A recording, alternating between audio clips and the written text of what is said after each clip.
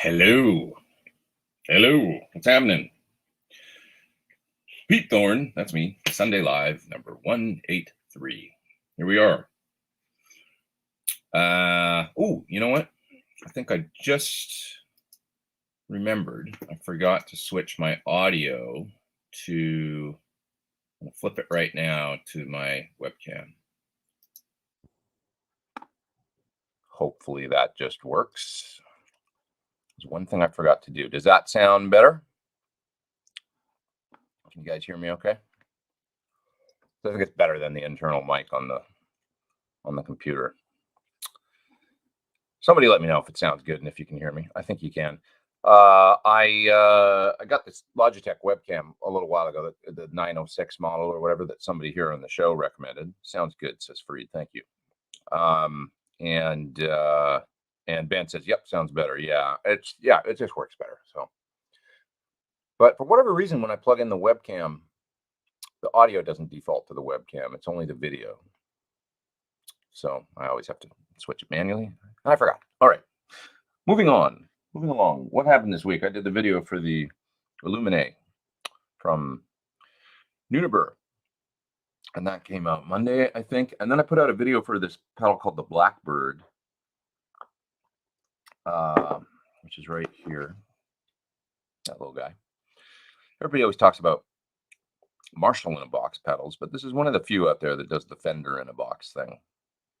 And does it really nicely, I must say. If you watch the video, you might have heard how it has like a really nice quality, even when it's not really dirty, like when it's sort of right on the edge of breakup, or maybe even just kind of working as a preamp sort of tone shaper.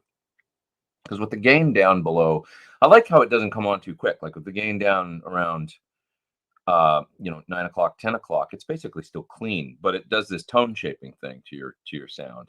So you can get unity gain by turning the volume up to about 2 o'clock or 3 o'clock or something, bringing the drive control down to about 10 o'clock. And then when you turn it on, it just kind of scoops the mids out a little bit and adds some sparkle and and it brings up the bottom end a little bit and does a very nice Fender-y kind of thing to the sound. That's really cool, with two different settings, more of the brown amps or the black amps. And the gain switch just adds and takes away gain anyway. So that's it. But anyway, nice pedal, really nice pedal. And I found it works great into an amp that has a kind of like a lackluster sounding clean channel. I tried to set my clean channel to be sort of like uninspiring, just very flat. And I figure if you've got a really average sounding clean channel and a solid state amp or something, that's kind of what I was trying to go for. And this guy really then adds just, you shouldn't say quoi, that sounds better. So it's cool. Nice pedal. And you could use this as your kind of preampy amp sounding pedal if you're into the Fender sound, and then hit it with a Klon or something, and I think end up with some really nice results. Amara is asking about the Tone Bender Waza pedal. I haven't tried that, actually. I have another Boss thing here that they want me to make a video of, but it's not that. And so I've been curious about that pedal as well, actually, what it's like, if it's cool. You're saying you didn't care for the Blackbird. Really? In the video? I thought it sounded great. I don't know. Did you hear it on the Stones riff? Come on now. It sounded cool, I think. Really cool. Steven's asking if I saw Hoffa at the Baked Potato. No, I did not. He's a monster player. I'm sure he was tearing it up. Disco Porn Eyewear, says Chef Jeff. Yeah, so these glasses.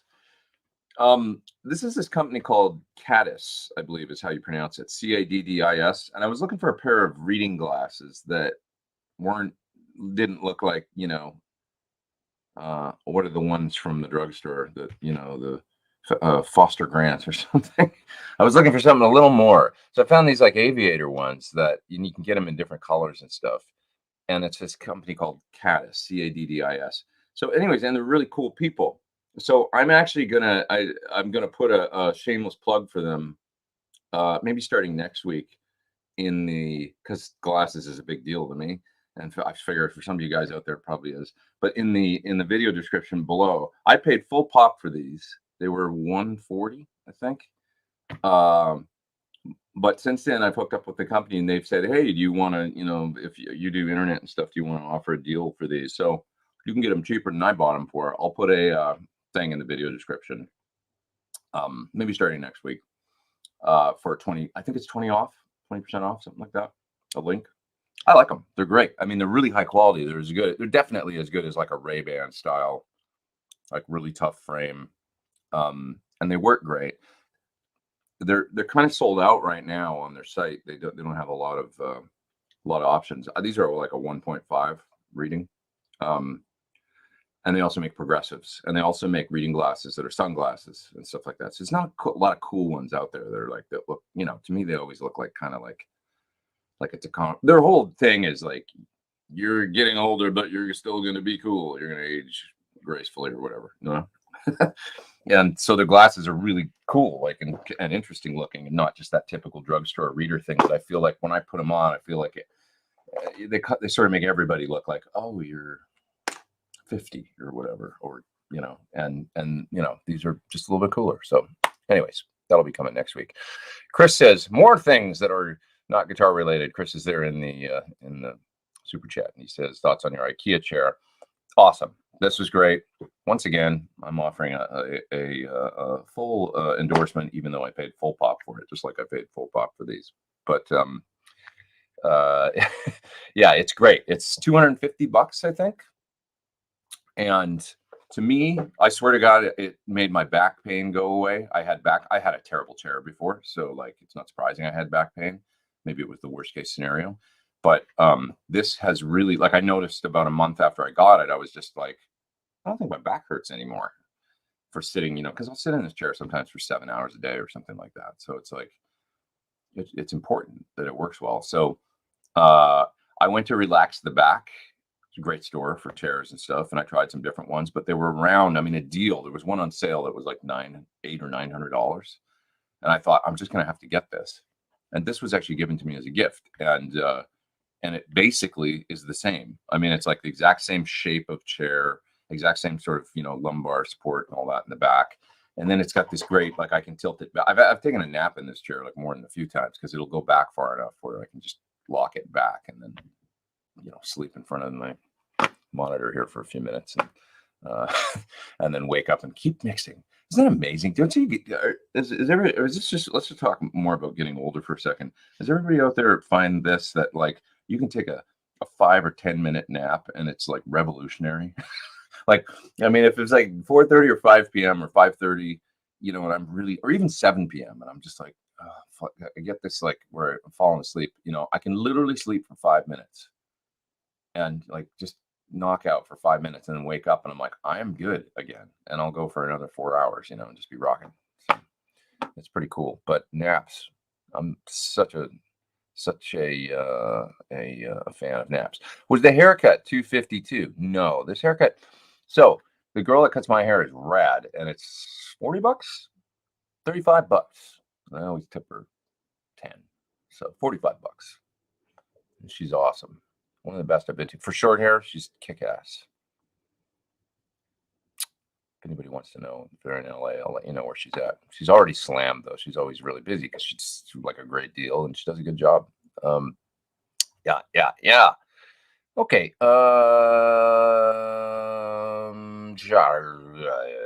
Mr. Schuster, how are your own Suhr amps working out for you now that you've used it for some time, going on probably 13 years now or something? And would you change anything? Well, we're always refining and changing things, at least in theory. Like, well, this could be better, that could be better. But to be honest, on my amp, like the PT15, nothing I would change on the PT15. It's basically perfect. We've got nothing but great feedback about it. I haven't heard anybody that's got one say anything other than this amp is awesome. Like, it works live. It's great in the studio. Both channels sound great. There was a little running change made to the clean channel a long time ago, towards when the amp was introduced, just after, just a little update. And that basically solidified that everything was just perfect on the amp. There's nothing I would change about it. I think it's perfect. I guess maybe if I could do you know, at some point, which isn't not an option right now, of really long IRs or something, that might be neat to have in there. But it's not cost effective or even possible at this point as far as chips go and stuff. So it's a perfect amplifier for me, and it's worked great. It's been you know, the PT100. I mean, it's the only thing about the PT100 that for me that moving forward things will change is that there's a lot of stuff on the back that I sort of wish was on the front, but we addressed that in the 15. You know, the effects return master being on the back. Not a lot of stuff, but just a couple things actually. That's the big one. But I've grown accustomed to using it the way that it is, so that doesn't really bother me. The one I have here is a silver face because my blue face ones, I bet people sometimes wonder, like, why don't you have the latest version? My blue face ones are in Japan, and they've just been kind of living over there. And you know, I've got 2 heads and 2 cabinets that are just in storage in Japan for my tour gig over there, and then I have my 2 original silver face ones here. So that's why this one's here. There's a new, if nobody's seen it yet, check it out on the website. It looks really cool. There's a new version that we came out with that basically mirrors the cosmetics in many ways of the PT15. So different Tolex, black panel, different knobs, and it's amazing looking. And eventually I will have one of those in here. It's just that, you know, it's like they can't make things, you know, fast enough out there. It's quality problems. So I've just been using this one here because the sound is the same, you know, but the cosmetics I love on the new one, the black panel one with the knobs and stuff. So we changed that. I guess that's the thing we changed, the cosmetics and stuff. And then just moving forward, we'll come out with new designs and stuff. And you know, always thinking about how to make things better and how to. John's always thinking about how to make things better too. How to make things, you know, easier to build is the number one. How can I streamline the construction of this amplifier so that the board is laid out really, you know, so it's easy to make, easy to work on, like all of those kinds of things, you know. So those are the kinds of things that he's always thinking about and improving. Yeah, but he tends to get the tone right in the first versions, you know. I mean, like no matter what, the sounds are always, you know, they never come out and you know, don't sound good or something. Awesome glasses, says Krager. Totally gonna buy from your link. Yeah, so I'll put it up next week, I think.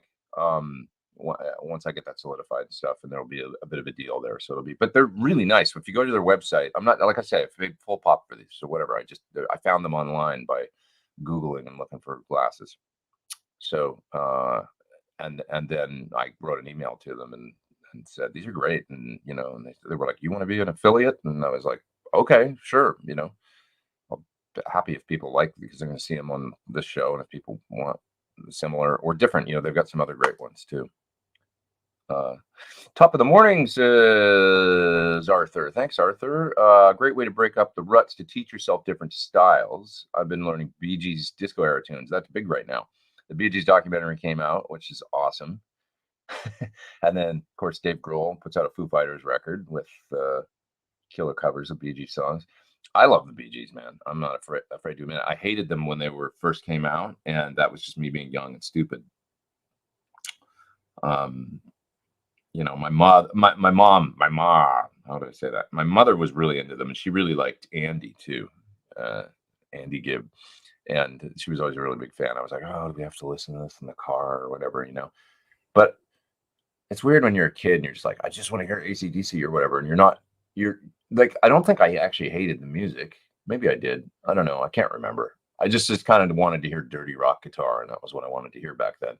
And then you get older and you're like, wait a minute, this is really good. Same thing happened to me with Neil Young, where like I just didn't want to hear Neil Young's voice when I was young. I was like, I don't like these songs. I don't like this guy. Or Gordon Lightfoot or something, you know, great Canadian singer-songwriters, right?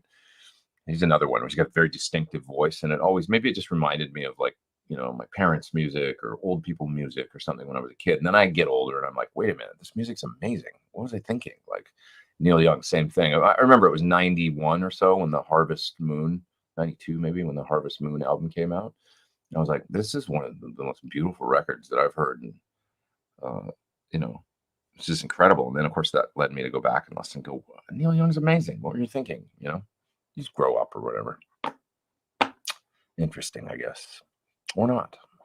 When Bee Gees first came out, there was the battle between rock and disco was winning. Maybe when it first came out, yeah. But which are so, I thought it was really great in the documentary how they um, outlined how, you know, the Bee Gees were. I didn't know about the Bee Gees in the early days. They were much more of a kind of just a 60s vocal group or something, but that had really interesting songs and were very different. And that sound that they're known for in the disco era developed later on, of course, because it was but in the late 60s, you know, that wasn't the thing with them. So they've got this whole history, and then they got lumped in, and I thought it's like, oh, of course, you know, it get disco and disco duck, and it just became like people jumping on a bandwagon and kind of commercializing. Um, you know, Saturday Night Fever that was like, should we do this? Should we not? Sort of thing. And then they did it, and then that really rocketed them to stardom. But in a way, it was like there was this backlash right after. But they were serious musicians in a serious band. And hey, man, like, How Deep Is Your Love, I think has got to be one of the most beautiful songs. It's right up there with anything the Beatles ever did. And that song is, I mean, the chord changes and the melody in that song, and not to mention the lyrics, it's absolutely beautiful. You know, the progression of that song, it's you know, and I love the part where they were talking about writing that song in the Bee Gees documentary, because it's where did that come from? It's just like magic, you know, you know, it's gorgeous, that song. I love it. I mean, the progression from the verse into the B section into the chorus, and the chorus almost like the B section sort of soars, and you come to me on a breeze, that part, right? And it goes and it goes, and then you get these a couple, you know, the beautiful lift in the chorus. It's me you need to show. How deep is your love? Is your love? How deep is your right? And I love how the chorus settles for a second. So it like kind of builds and then it settles, and it's like this release thing. And then it builds at the end, you know, again in the melody as it goes up, breaking us down as we all should let us be. It belongs to you and me. God, that is just, it's perfect songwriting. Okay, sorry, nobody wants to hear about the Bee Gees maybe today. My love for the Bee Gees, but it is perfect friggin' melody and songwriting, and the way it just, that melody spells it like draws that straight line from the verse all the way through the B section into the chorus. It's just like, holy shit. Like it's like a great movie, you know, with or it's like Breaking Bad. It's like a great TV show where the arc is like it's flawless through the entire, you know, the entire piece of art, you know. So anyways, I love this stuff. But what else? Talk about ABBA next. You know, ABBA's a funny one for me. I like ABBA in a way, but there's a part of me that's just like, I did a heavy metal cover of what the hell was the song? Well, I actually went in the studio in the 80s at some point and did a cover of Does Your Mother Know? Is that the name of the song? Where, you know, I tried to do kind of like almost like the Foo Fighters would do or something, some rock cover of, and that was when I was like 13 or whatever. And I actually went in the studio and recorded it. I'd love to hear that now. I thought this was a Guitar Channel, said Daniel. Oh man, I know.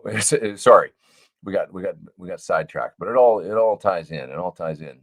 Jeff Wilkins is mentioning Silverchair. Silverchair is a great band. That's an interesting band that I guess you guys are talking about Australian bands, about AC/DC, of course. But Silverchair was a good band.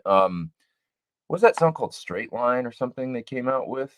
I remember finding Chris Cornell listening to that song one day backstage at a show or something. I was like, "You like this song?" I was like, "I like this song too. It's a great song." He goes, "I know, it's really good." And the Silverchair, you know, sort of started out as almost sounding like a Nirvana knockoff or something, because they were like 16 and they were kids and they were learning from grunge or whatever. But by the, you know, 15 years later, 10, 12, 15 years later, of course, now they're in their 30s and stuff. And they, was that Straight Line? Wasn't that the song by Silverchair? I think, what a great song, like really cool song and really mature. And they fully grown out of kind of a Nirvana wannabe or whatever, and became like a really, really interesting band. Now, I've had a lot of empathy for the singer, because I remember they came over to do promotion and probably some touring and stuff in the US, and they went on TV and played that song on the Leno show, and he had laryngitis. He'd lost his voice, and he still went ahead and did it, and it was painful to watch because he could barely sing, he could barely talk, it sounded like. But you just know the pressure he was under. Like, we spent all, label spent all this money to get them over to America, and they're going to do promo for this record, and then he goes on and he sings, and he really did the best he could, but he had lost his voice, and it was like pretty, it wasn't good, but it was like, it's not his fault. He's a great singer, he's great live, and it was just like, I just had this like, ooh, like the discussions leading up to, should we do it, should we not, and like, I'm going to do it. Like, it took a lot of balls to go out and sing that song like that on TV. And ultimately, I think it probably didn't do them any good when it came to helping that song to take off. But it is a great song. And I've sort of lost track of them after that. I don't know what happened with them. But Travis is asking about something called Band Lab. And I don't know anything about that. I'm sorry.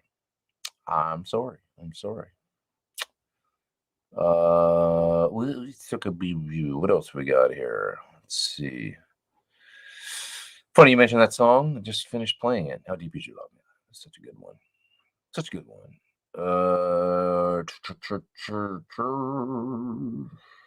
What else are you guys talking about? I like the Bee Gees before the disco thing. See, that's interesting. I was too young. I wouldn't have been aware of them. I do remember clearly, though, the late, like, that's, I was just old enough to start remembering things, I guess. And I remember Saturday Night Fever and hearing that music from being very, very young, that era. Yeah. Arthur says he hated it too, when he was young, and then he appreciates it, Yeah, man. Solo one, you should be dancing. You should be dancing. Yeah. Sorry. Did you hear the Foo Fighters version of that? Pretty cool. All right, going to the bottom of the chat. I've been going over Univibe after Univibe pedal all week. Please help me make the final choice. Well, it depends on your primary concerns, I guess, because tone isn't always everything with a Univibe. Univibes are picky, first of all, about where you... Okay, like, for example, there's one made by TC Electronic. That's a pretty damn good Univibe sim. Or like the one in my Mobius, pretty damn good Univibe sim. Or is it gonna, this is like talking about Univibes is like talking about fuzz faces, because some people are like, oh, I want a fuzz face sound, and they'd be fine with whatever the simulation in a Helix is, or in a, an Axe-Fx or something, right? Get you in the fuzz face ballpark sort of thing. And that's the way I feel about the Mobius in the that's the way I feel about the Univibe sound, the U-Vibe in the Mobius, is that it's really pretty good, and it sounds good. It does that thing, basically. I can turn it on and get very close to that sound, but it's coming out of a digital pedal. It's a digital simulation, right? Whereas some people with Univibes are like, no, it needs to be the thing. Just kind of like fuzz faces, needs to be the thing, the germanium, like whatever, clean up when I roll down, do the whole 9 yards. So it depends on what you want, because if you need it to be the thing, then this is probably the closest one I've found from Pedal Pond. But look at it. It's really big, It's great. But much like an original, it's a big box, right? So it takes up real estate. But they, and they're another pedal that's sensitive to placement and where you put them. They want to be early on in the chain, maybe first, And so I was mentioning the TC Electronic one. They have one, I can't remember. The Viscous Vibe.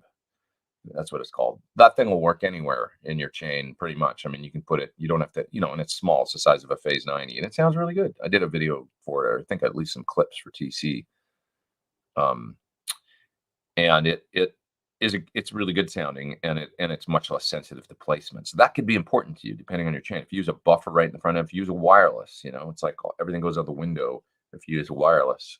So you might as well do the Viscous Vibe. But if you want the thing, then that's a really good one. If you want the thing and you want a little more versatility and small, the best for me that I've found is the dry bow ones.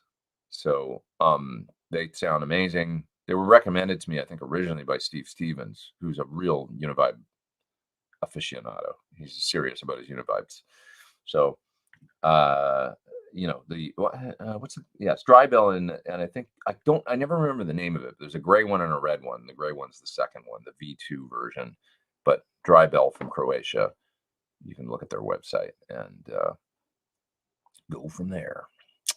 So I really like those. I've also got a Mojo Vibe. That's a pedal that's been out since the 90s, I think, and it's a pretty good sounding one.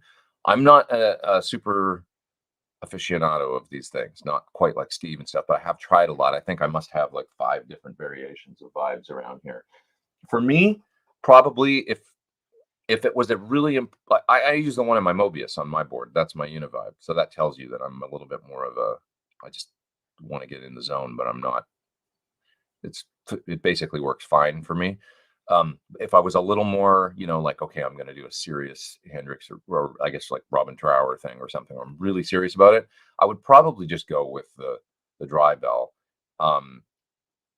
Although I very much appreciate this pedal pond pedal because it's, you know, and that was actually recommended to me by Richard Fortis, and he's really, really serious about, you know, vibes. He's another guy, you know, that really takes him seriously. So I don't know if I just confused you more or not, but just a little something for the channel, says Bruce. Thank you, Bruce. Thanks for being here. I appreciate it. Thank you, man. Thank you. Andrew also there in the super chat. Own your 15 and love it. Fantastic sounding amp. Do you typically use the bright switches on channel 2 and 3? I switch them on and off depending these days, but generally I leave them on. You know, that's generally something I do. And you'll find that you can keep the brights on as long as you know, not get too bright, as long as you keep the presence and the treble around 5 somewhere. We really designed the amp to have the tone controls, like you can set them all on 5 and it sounds really good. There doesn't have to be any radical boosting of, you know, and I think some people are used to, well, I better turn the treble up to 7 because that's kind of what I always do on whatever amp or the bass or whatever. On ours, start with it on 5 and turn the brights on, and I think you'll find that sounds pretty good. But occasionally, I will turn them off if I want a really smooth lead tone or something that doesn't have quite the, you know, the cut or whatever, you know.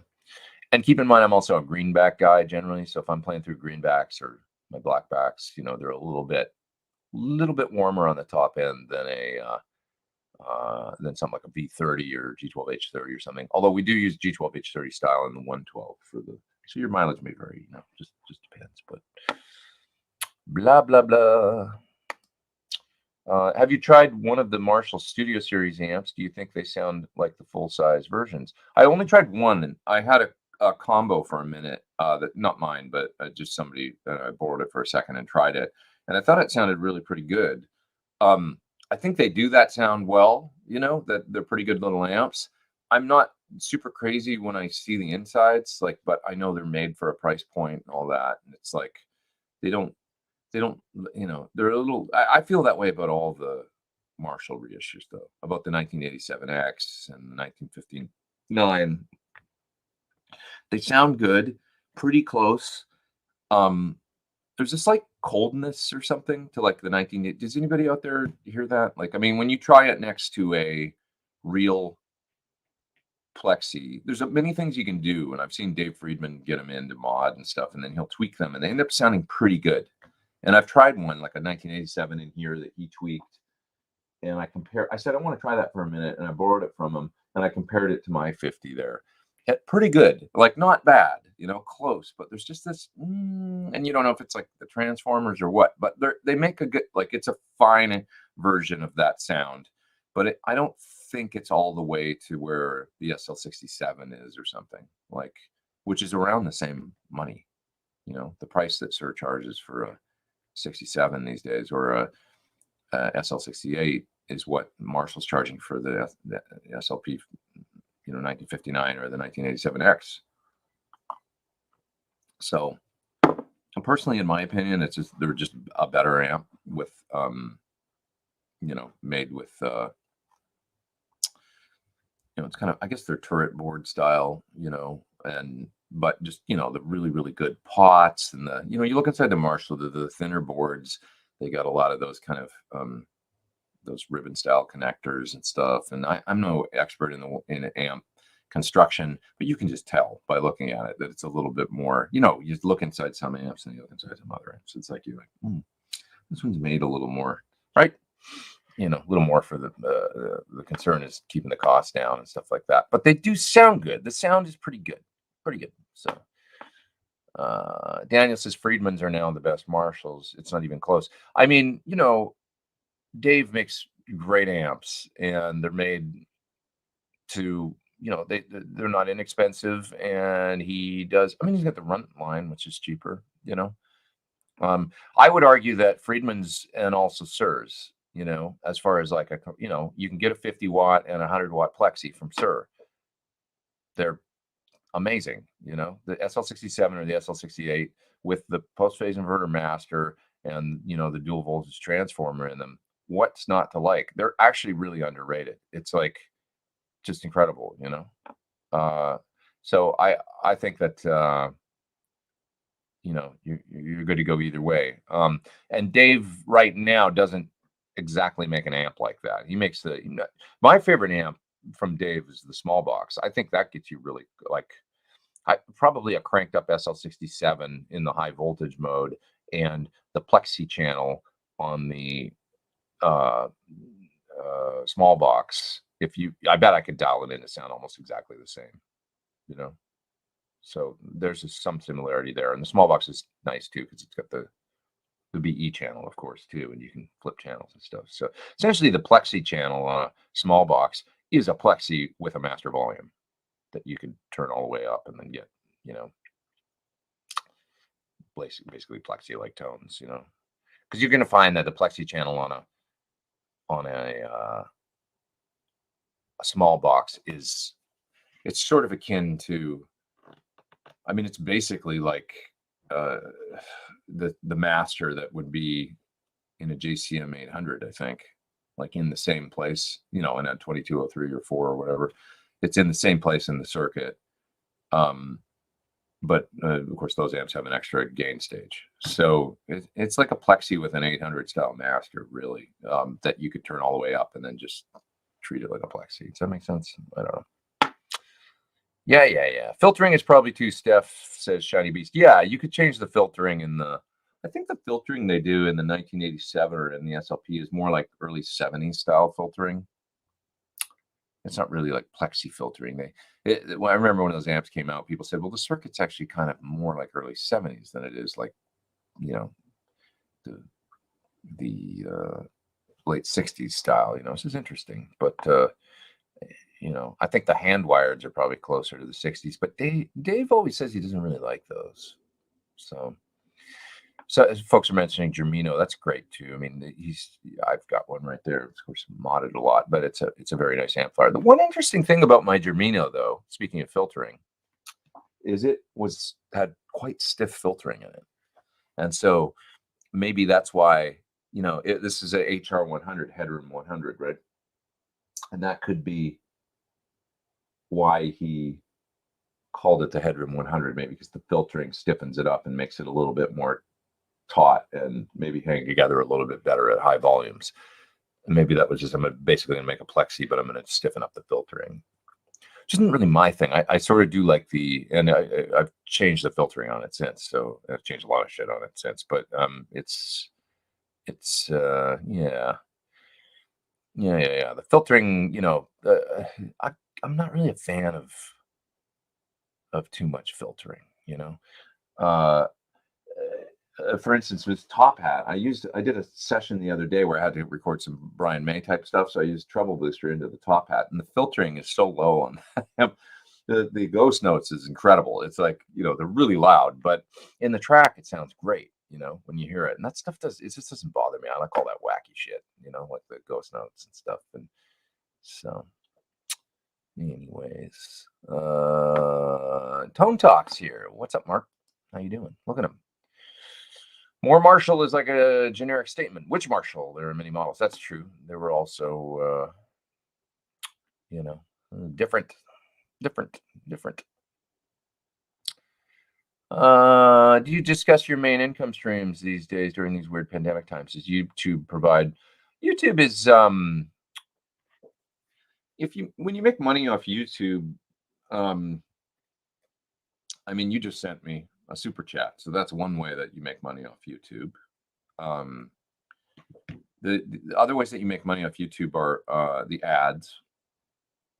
So when you become a Google partner or whatever, they'll stick ads on your videos, and then you earn a little bit from that. It can be a lot, or it can be not so much, but it can be substantial if you build a channel to the point that, I will say, if you've got it starts to become real money maybe when you've got you start getting 10 to 20,000 or maybe sometimes 50,000 views, or maybe if you get a big video that's like 500,000 views. Okay, now you start going, whoa, I made some money off that video. And by money, I mean anywhere from, could be $10 to,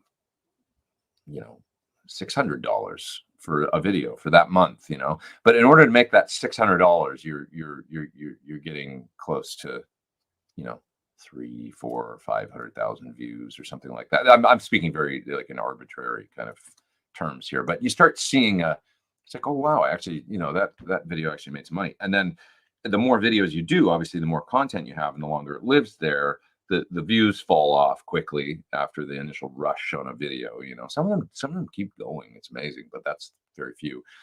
And so the views will fall off, but you'll still see a few bucks a month. $3 or $5 or something from some video you did a year or 2 or 3 years ago. If you have hundreds of videos, that can actually turn into a little bit of money. So, the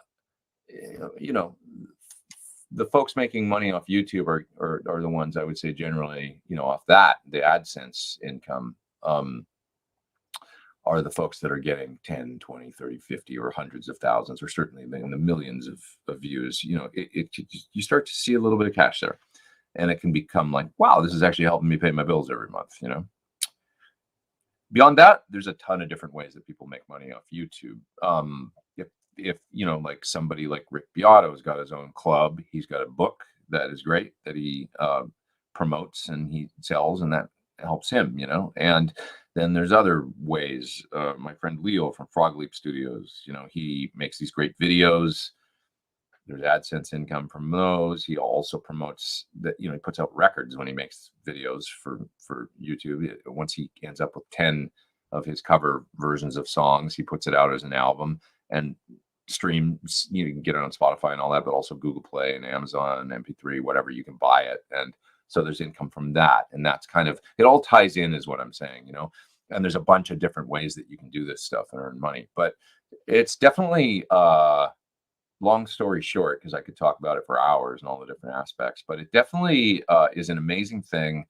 And it's given a lot of musicians and people out there the freedom to kind of operate like a small business, or sometimes a big business, I guess, depending on the YouTuber, But yeah, that's that. If you want to ask me anything specific, I mean, I can tell you, I can tell you a little bit more, I guess. Who's up there? Frederick is there in the super chat, and I appreciate that, Frederick. He just was, I guess, saying, hey, thank you, man. I appreciate it. Couple more folks are asking about these glasses, so that's interesting. Is it inappropriate to ask how much YouTubers charge for demos? I wouldn't say it's inappropriate, but I would say it's, yeah, I mean, it's probably like private information that, that I don't know, to be honest, what just about everybody out there does as far as their relationships with manufacturers. But that's kind of a private thing between the different people that do that sort of thing. And, I don't really know what everybody's deals are, with the, but it's the Wild West out there when it comes to that kind of stuff, The glasses, sorry, I got distracted. Caddis, somebody else was asking about them, is the company, Caddis. I bought these from their website, and long story short, I love them. And these are 1.5 reading glasses, and I'm getting some of the progressives like next week, I think. Which are nice because I like to leave them on sometimes. So, I was taking them off when I can go drive and do things long distance, and then also read with them. So, and I will, I'm going to be putting an affiliate link for them because they've been in contact with me, and I'll put it in the video description, probably starting next week. And I'll give them a little bump because I really like them. Okay. Hi from Louisiana. I'm a new Sunday Live viewer. I really enjoyed the program. Hi, Frederick. I appreciate it. Thank you. And wondering if you ever crossed paths with Shane. I never know how to say his last name. Therio? Is it the silent T or Theriot? I'm just not sure. Great player from the New Orleans area. I've never met him, but I would love to, and I agree. Great player from what I've seen on the interwebs and stuff. But he's one fella that I've never crossed paths with yet. Maybe it'll happen. I hope so. Lauren says you're getting close to 250,000 subs. Yeah, getting there. It's funny because you'll get there and then you'll be like, wow, I hit 250,000. And then you're like, what's next? Nothing feels different. Well, I guess 300,000. And then, just hopefully continues on. People still start liking you, they don't drop off, over time. That's just about YouTube is a funny thing, man. You have to keep feeding it. It's like you feel the pressure of like, wow. And sometimes it's good to take a break. It's good to take a break and mix it up a little bit and stuff. And I feel like that's healthy. I know folks that are pretty competitive about it and they get into it. And I don't know if it's healthy. I'm the same way with Instagram. It's just like sometimes I just don't. I generally don't think about it. And then when I do something, well, this would be good for Instagram, or whatever, we'll just upload it, throw it up there, and it kind of keeps it going. But I'm not competitive about it or that kind of thing. I don't think it's healthy because it is a thing that you just have to keep feeding, for sure. Once you get into that head space. Yeah. So it's the way of the world. There's a certain Jeff Picaro, circa 85, je ne sais quoi about the glasses. Thank you. Yeah, I agree. Yeah, Jeff Picaro or like studio drummers. I'm completely spacing on this. Is terrible. Oh God, I can't remember the drummer that I'm thinking of. Another drummer. I just like them. I don't know, they're cool. I need them, so I need reading glasses. So if I'm gonna wear glasses, I better have some that look halfway decent. I was saying earlier in the show that it's like standard readers, Foster Grants or whatever from the drugstore. They've worked fine, but I always feel like they make you look your age. You put them on and you're like, okay, this is like giving in to the. Rather than squinting, I guess I'm going to give in and look my age. And these don't make me feel that way. I like them. So, Steve Gadd. Yeah, it could be Steve Gadd. Did he wear Jim Keltner? That's who I was thinking of. Jim Keltner. I think he wears some yellow ones sometimes. He looks cool as shit.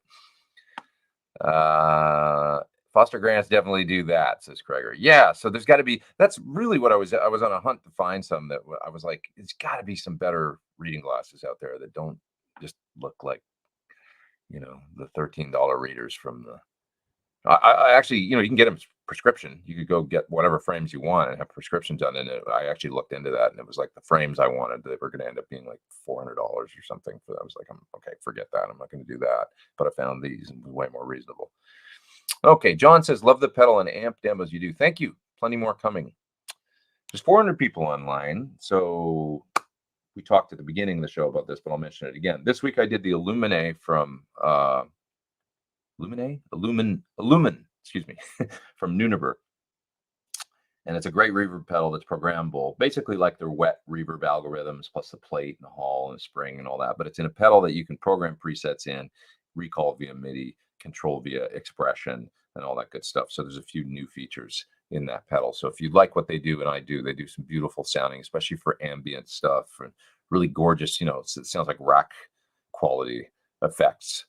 That's really their forte in small pedal format. So that was fun to do. And then the other one that I did this week was for the Blackbird, this guy right here, which is a very Fendery sounding Fender in a box, Fender in a Bach, Johann Sebastian Bach, Fender in a box style pedal. Pretty good. What are your thoughts on using EVs with a Plexi? I don't have a hell of a lot of experience with that either, but when I think of the players that did use EVs, not necessarily with a Plexi, but with, we're talking about Jake, Zach Wilde. Did George Lynch do it? Maybe not. Who are some other great players that did? Did Warren do it? I was talking about this with Friedman the other day, but it was a thing to do EVs, 12Ls with Marshalls for a while. Definitely Zach, definitely Jake did it. So I'd like to hear it, and I don't know that I've ever played through a 412 with EVs and a Plexi, but they definitely have this just big full sound. They're not harsh on the top end to me. They're really full in the mids. That's what an EV sounds like to me. Like a really, I've played them before, but just not in a 412 with a Plexi. It's more a speaker that you'll see in a combo or in a boogie or something, or in like amps. Like people used to put them in like 112s and stuff as an upgrade to a Jensen or something, I guess. And I just remember them sounding really sort of bold and mid-rangey, but like not a bad sound, just different. So anyway, I'd like to hear it sometime, but one of those 412s, like who does that anymore? Because other than Zach and stuff, because they weigh, like if you've ever picked, I like tried to pick one up. I don't remember when, but I remember somebody being like, "Well, that's an EV loaded 412," and I was like, "Oh, I have to see how heavy it is." I remember that. So because they just weigh like it's unbelievable. It's like trying to pick up two 412s with Celestians. Wrecking Crew says, "My hat's off to you. You've grown your content organically without trying to be a YouTube personality. You're genuinely a good dude." Thanks, man. I mean, I try and straddle the line of like, no matter what, if you're doing this, I guess, and you get beyond a certain point, you're pretty much a YouTube personality.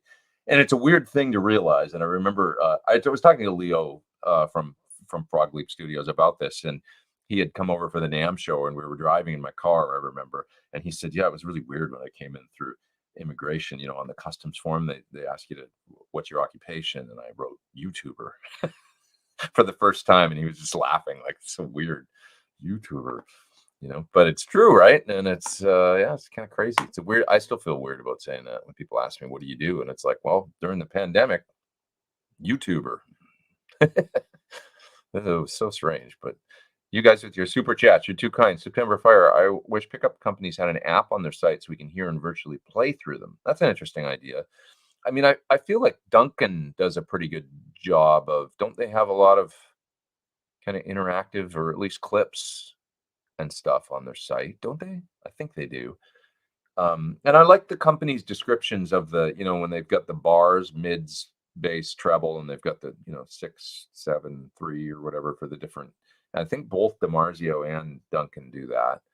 But it's a difficult thing because a pickup, like in what guitar, like if you take a PAF style and put it in two different guitars, it's going to sound different. So it'd be tough. But they have an exchange policy too, Duncan. I guess I'm giving Duncan props here. They've got a 30-day, I think, where you get it, and if you don't like it, you can exchange it. It's pretty amazing. They've been doing that forever. So I guess they try and do what they can, Yeah. But I agree that would be neat if there was a way to have something like that. Some sort of way to test them before, virtually. Ryan says, "You're an amazing player." Thanks, man. I do what I can. I'm still a student. I'm still learning. That said, I'm thankful I have no money or every piece of gear you demo I would buy. Well, I'm not thankful if you don't have money right now. And someday I hope that you have lots of money and that you don't buy too much gear with it and that you invest it in some mutual funds that bring you wealth and happiness and security later on in life. No, buy some gear, have some fun, but also invest. Eric says, just listen to Shane. Okay. Terrio. Okay. That makes sense. Thank you for Eric because I've always wondered. Shane Terrio's, it is kind of like the silent T then. Yeah. Love the new Suhr with EMGs. Is the battery a separate compartment? Let's take a look. For those that haven't seen it, I got this cool guitar.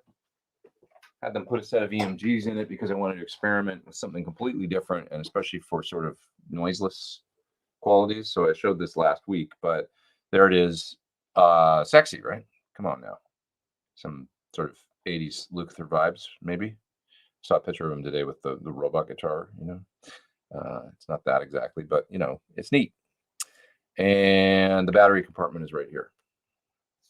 So they put it in the back there, and you can just open it up replace the battery super easy. I guess that's how they're used to doing it, you know, putting that little compartment on there, and it works good. Let's just keep this here now. Why not? Why not? Does it make any difference on YouTube income if you don't skip the ads? Heard that, but not sure if true. Well, I think skipping the ads, I think if somebody watches entire ads, you technically get paid more. I don't know much about this stuff, to be honest. I don't pay a lot of attention to it. To me, the AdSense income from YouTube is a nice side bonus effect of, like, it's like a little bit of extra, you know, every month that I don't. Some people get really into it, and the, you know, whatever I honestly don't know what I'm talking about, like the clicks per whatever, and I don't pay attention to it. I could probably maximize it much more if I cared, but I'd rather plug in pedals and play with, write songs and stuff. So honestly, don't get too into it. So yeah, let's see. Lauren says the problem with such an app is what speaker are you listening to it with?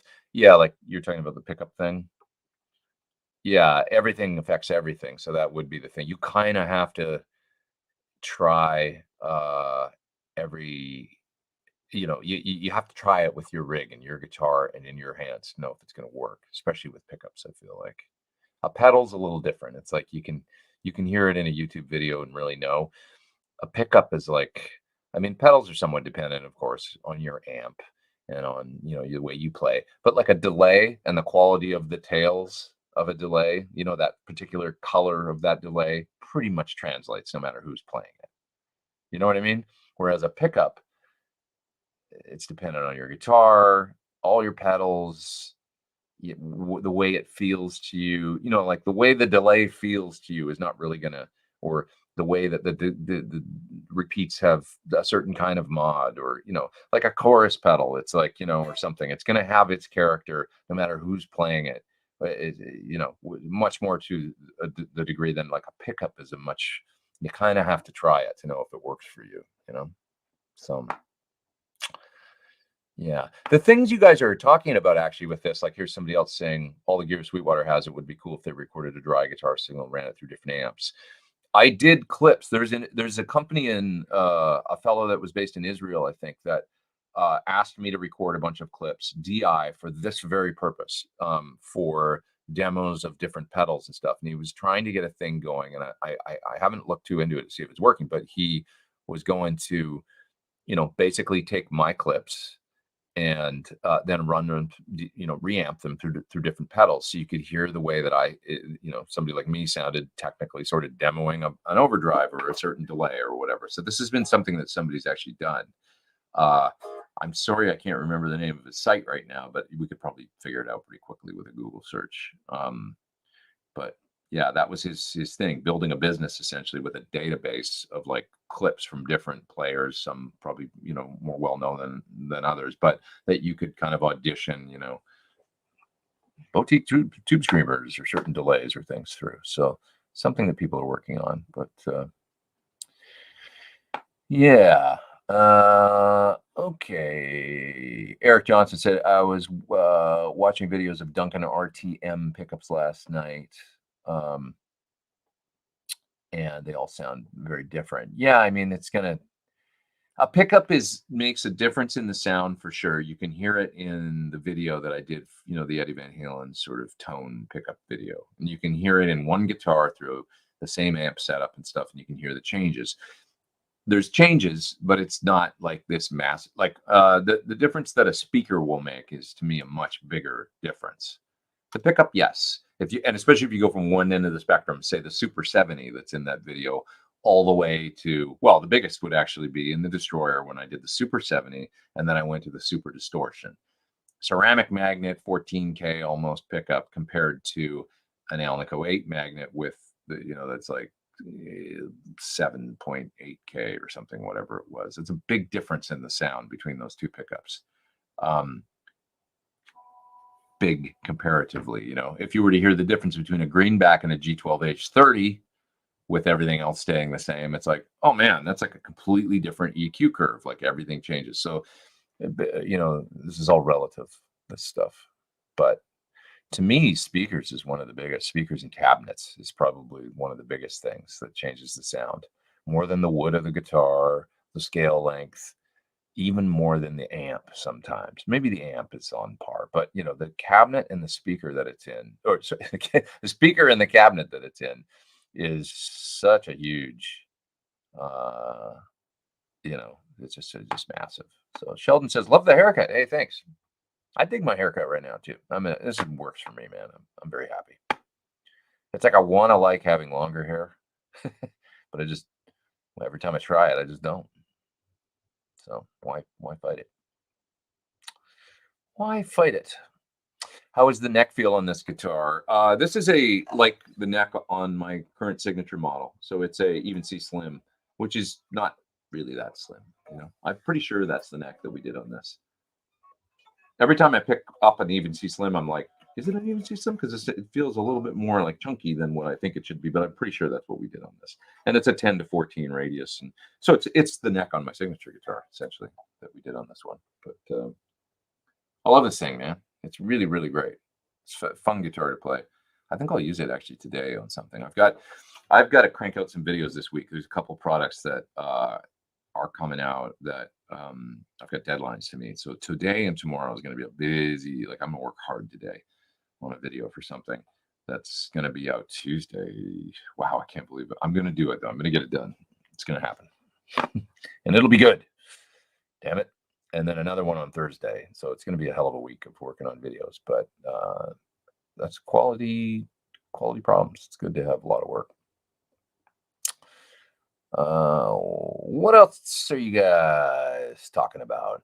I would be curious to know how much money YouTube is ripping these guys off from their super chats. It's about 30%, I think. Just so you know, that should be common knowledge. You know, that's what happens. I think they give the YouTube guy, like me, for example, 70%.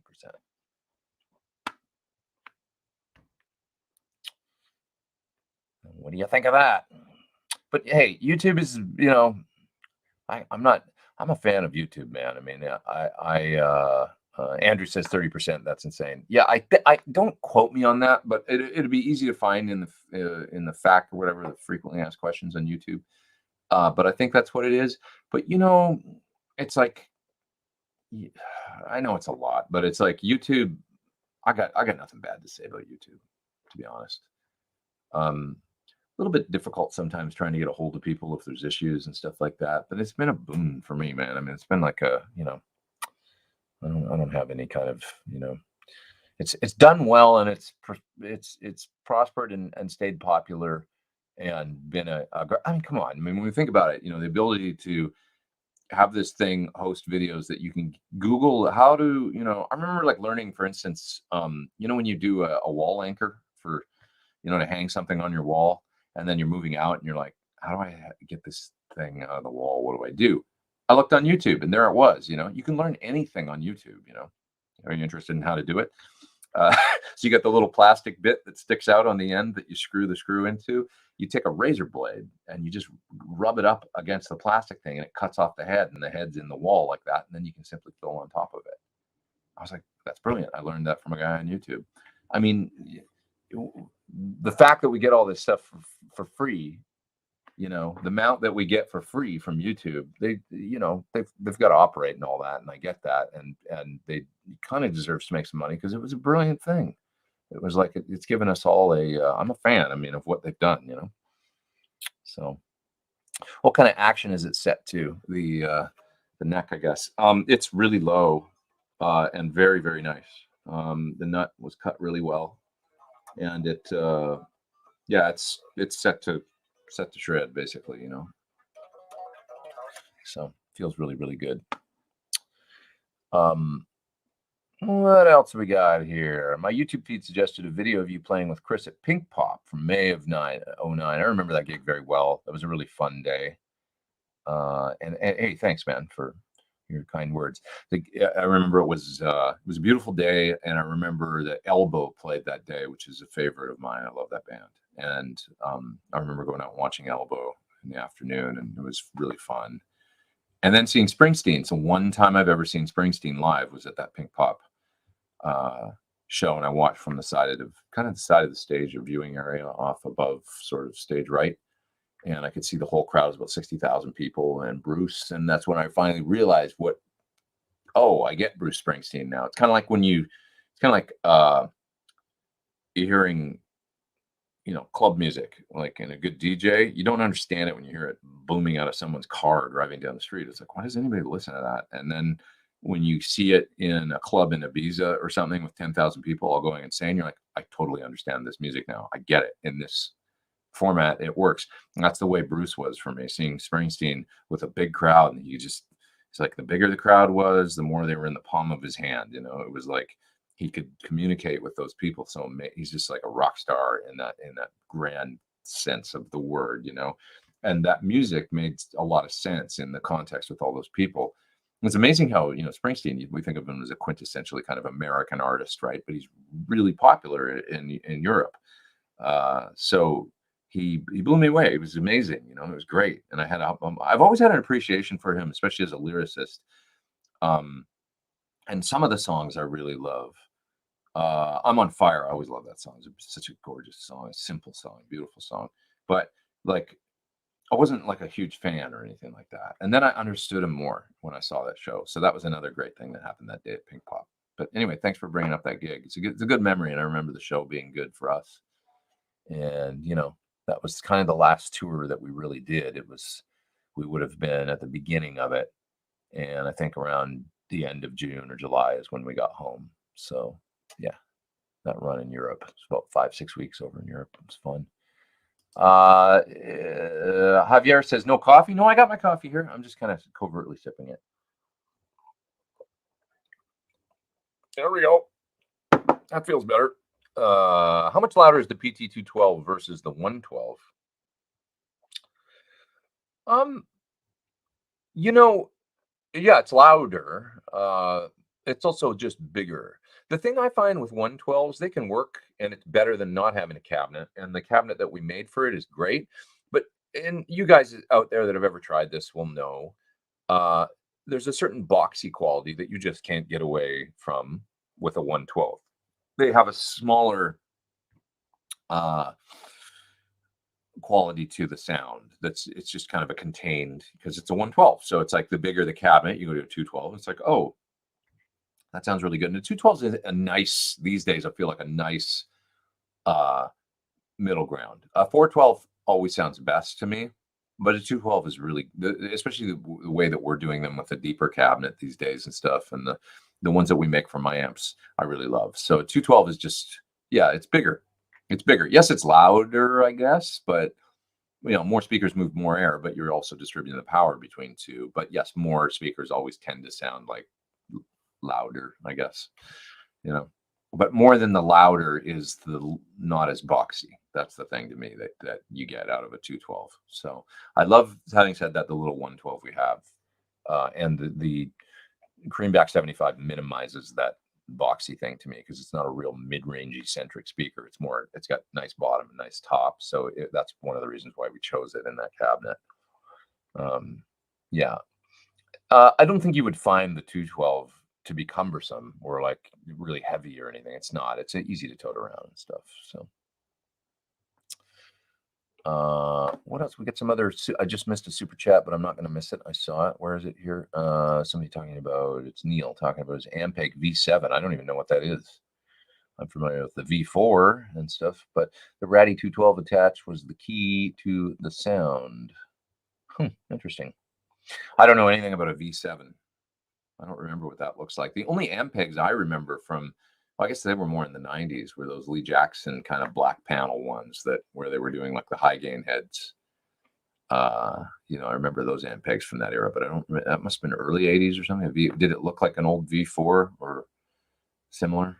That kind of silver panel look. John says, asked Dave yesterday about best compressor for my BE100D for Gilmore or Knopfler. Clean plexi channel, low gain BE. Porn star. I have kind of a porno name. I can't help it. It's the name I was born with. But what am I gonna do about that? and I'm fine with that actually. So clean plexi channel and low gain BE amps. It depends on the sound you want, man. Like I'm really enjoying the Andy Woodshed compressor right now. Andy really liked, as does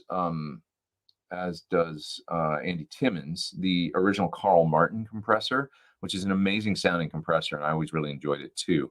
And I think that was part of the inspiration for the Woodshed, which is a small format, and really sounds good and can be very transparent. So you might look at the Woodshed. I think it's excellent. Andy's signature compressor.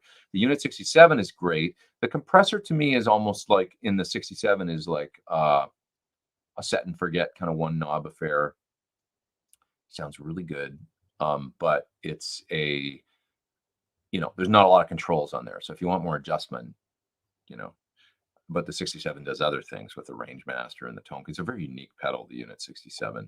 Cali 76, very cool. A lot of controls, a lot of, it's more like studio grade, as is maybe the Suhr Koji compressor is another one that has that you want Knopfler or you want very studio almost in a pedal. It's got a long kind of release, very smooth tail on the release, which is, when you hold the note and then you can hear it jitter as it's letting, I don't really like that sound, but it's kind of part of the sound maybe with some of the cheaper compressors or the old school, like the Ross or something, they have more of that pedal compressor sound, and sometimes you want that. Sometimes you want the Ross or the Dynacomp with that aggressive thing that they do. And the Dynacomp tends to roll off the treble too, so it warms up the sound a bit. Pete Townsend used the Dynacomp a lot. That was kind of almost like his boost.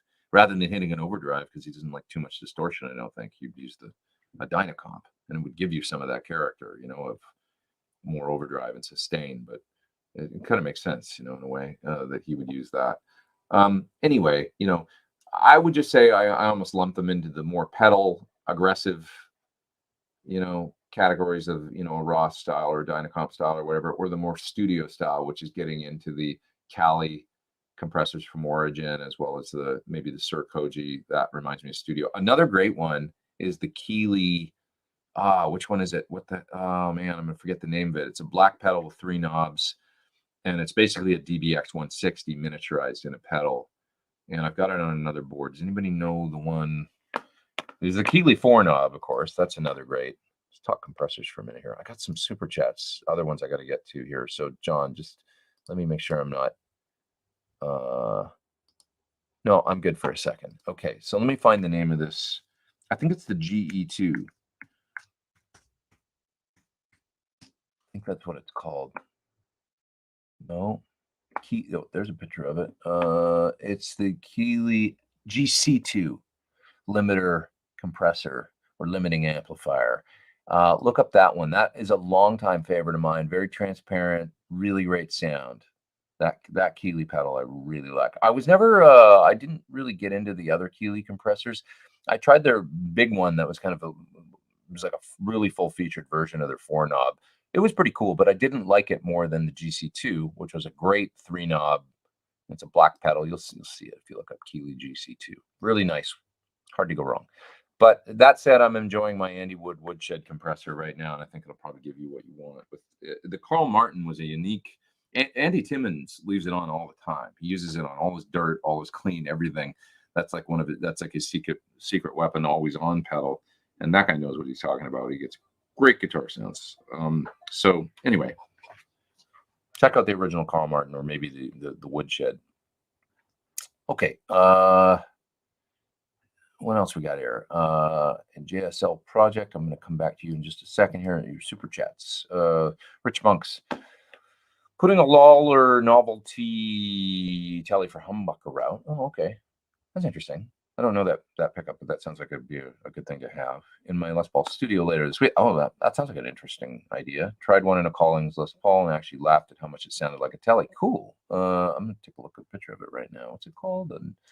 Lawler novel. Everybody go to Google. Don't close my webpage. Go to it in another webpage. Lawler. I want to see this thing.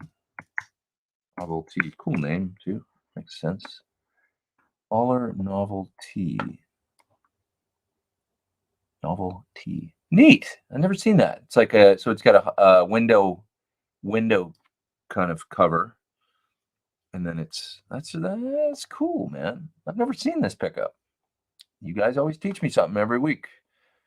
It's an interesting idea for turning your Les Paul or any guitar with a humbucker. Maybe you've got a Tele that was routed for a humbucker and you wished it wasn't. Now you can put that in the bridge. That's neat. Looks kind of cool with I like the full-size humbucker sort of shape, and then with the pole pieces slanted. That's pretty neat. Well, let us know how it goes. My quest for the good times, bad times, solo tone. There you go. That's cool. I like pickups like that, or like what's the Seymour Duncan that has a rail and then pole pieces. You saw Ty Tabor use them for a while. I like pickups like that kind of, doing something different and something new, trying to, if you got one kind of guitar and you want to get a different thing. It's fun, useful.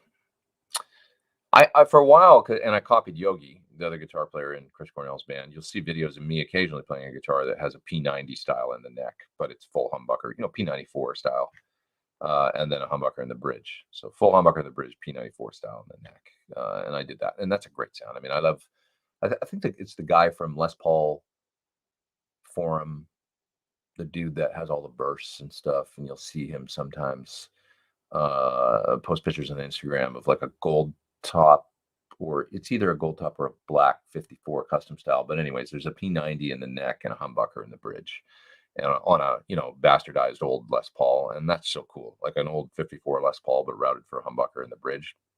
That's friggin' cool. It's a obviously kind of a bastard, but a great one. I'm hoping Suhr will make a synergy model of the Landau Plexi from the OD100 on channel 1. And the SE100 on channel 2. I wouldn't hold your breath on that, but SE100 on channel 2 and a Landau Plexi from channel 1. It's an interesting idea. He's got so much on his plate. I tell you, but a neat idea. Neat idea. Okay, what else have we got here? Let's see. What's your opinion on Novo guitars? Don't know about those. I'm sorry. I am sorry. I'm sorry. I'm Canadian. I'm sorry. Sorry. Okay. What is for food today? I don't know. I'll think about that later. Who said that? My knees hurt. Boxiness. Open back cabinet or closed back? Well, an open back cabinet will always give you a little bit less of a boxy quality and a little bit more open quality at the expense of some thrust if you're like playing with a dirty tone, Open back tends to spread around the room and sound, Yeah, I'm talking about closed back 112s earlier when we were talking about cabinets and boxiness and 212s and 112s. I'm speaking just purely about closed back. Yeah, once you open the back or do an oval, there's some great variations of it's kind of hybrid things now where you see either ported or oval open back or stuff, which can have a lot of the qualities of a closed back cabinet, but not sound as boxed in or whatever. But anytime you open up the back, to me, you lose a little bit of that push for muted down picking stuff. So it's all a bit of a trade-off. Neil Giraldo, says Bruce Black, said his true music passion is producing. What is yours? Session sideman influencer? Certainly not influencer. That's really interesting because I really relate to that too. I mean, to me, some folks live in the guitar playing land full on, and to me, I love that. I love like learning Eddie Van Halen licks and stuff like that, and the guitar centric stuff sometimes is really fun to me. But it always takes a backseat to writing and producing and coming up with a piece of music, which to me is more like it's like painting or anything. It's like being creative, and you guys know I write. Like that's what I actually really love doing, is writing and coming up with something that's like when you hear it kind of born and then you listen to it through the speakers for the first time, that feel of creating something is like finger painting when you're a kid or whatever. It's the same feeling, of like, look what I made, and you get stoked about it. And that's really what I enjoy, is writing and I guess producing, because that's part of it, is that how can I make these sounds that I hear in my head come to fruition? So I get that. I was talking the other day, I saw Vet Young the other day, and it was great to see her. And we were talking about our love of like writing, because she's really, I feel like she's one of those, players that is guitar player, great guitar player, amazing guitar player, but it's all in the service of coming up with this thing that she hears in her head. She's a composer, really. And that's really what she enjoys, is she's not a blues soloist or something, or even an improviser. She's more of a composer, and that's what she really enjoys. And I was relating, we were like, she's like, yes, fist bump, like with me, because it's like, that's what I was saying, like, I'm not really into that, like the whole, whatever, like I appreciate sometimes the shred guitar thing and stuff and all that, and getting better at playing licks that whatever, and improv and stuff, and I like it, and I want to get better at it still, but really it's not my number one is writing and producing and coming up with a finished piece of something that sounds like a song. That's really what I love. So it's that. Yeah. Anyways, yeah. Can I turn you on to a super talented kid that needs some direction? Well, have him come here. Have him come here and be a part of our little community, and we can chat and stuff. But yes, I don't know about direction. It's like, what kind of direction? It's like, to me, sometimes it's like they're best left to do their own thing, unless they're sort of lost in the world or there's problems or something, but it's like doing what we think they should do is sometimes I love to let people just kind of be themselves and see how they develop, and offer them a little bit of like, do you know what I mean? I don't know, like, but I don't know if I can be helpful. I'd love to be. John says shredding is pointless unless it serves the song. Yeah, and that's the thing with Eddie Van Halen, even as maybe that's why I like learning his guitar licks, because even the solos were like little songs in the, within a song. You think about like the solo section of Hang 'em High, which is a shredder, crazy rock, crazy song that doesn't sound like any other band, it's amazing. But the solo section is a little composition in and of itself that just, it wouldn't be the same song without it. It's not just some licks that whatever, it's like, it's incredible, where he goes with it and leads melodically, and then it's a fun ride. It's like being on a roller coaster listening to that solo. So that's a magic thing to me, and that's why Eddie's always my guy when it comes to rock guitar. Where I always come back to, he was for me my favorite, I guess. Yeah. And when you see him, there was that great video that came out of Eddie a little while ago in 5150, around 1985 or 6 or something, and he's playing a song. I think is it Amsterdam or something that ended up way later on record in the Sammy era, but he pretty much plays it sort of verbatim, and he's playing this riff.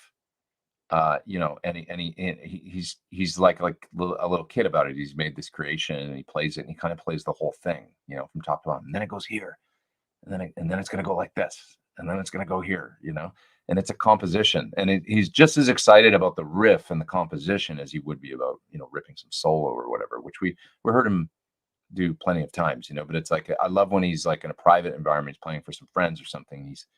He's laying the whole song down, he made it, because that's what he did. That was so, the songs weren't some afterthought. It wasn't just some chords that he could shred, it was the whole friggin' thing. Think about the riff think about even like 5150, that song, like,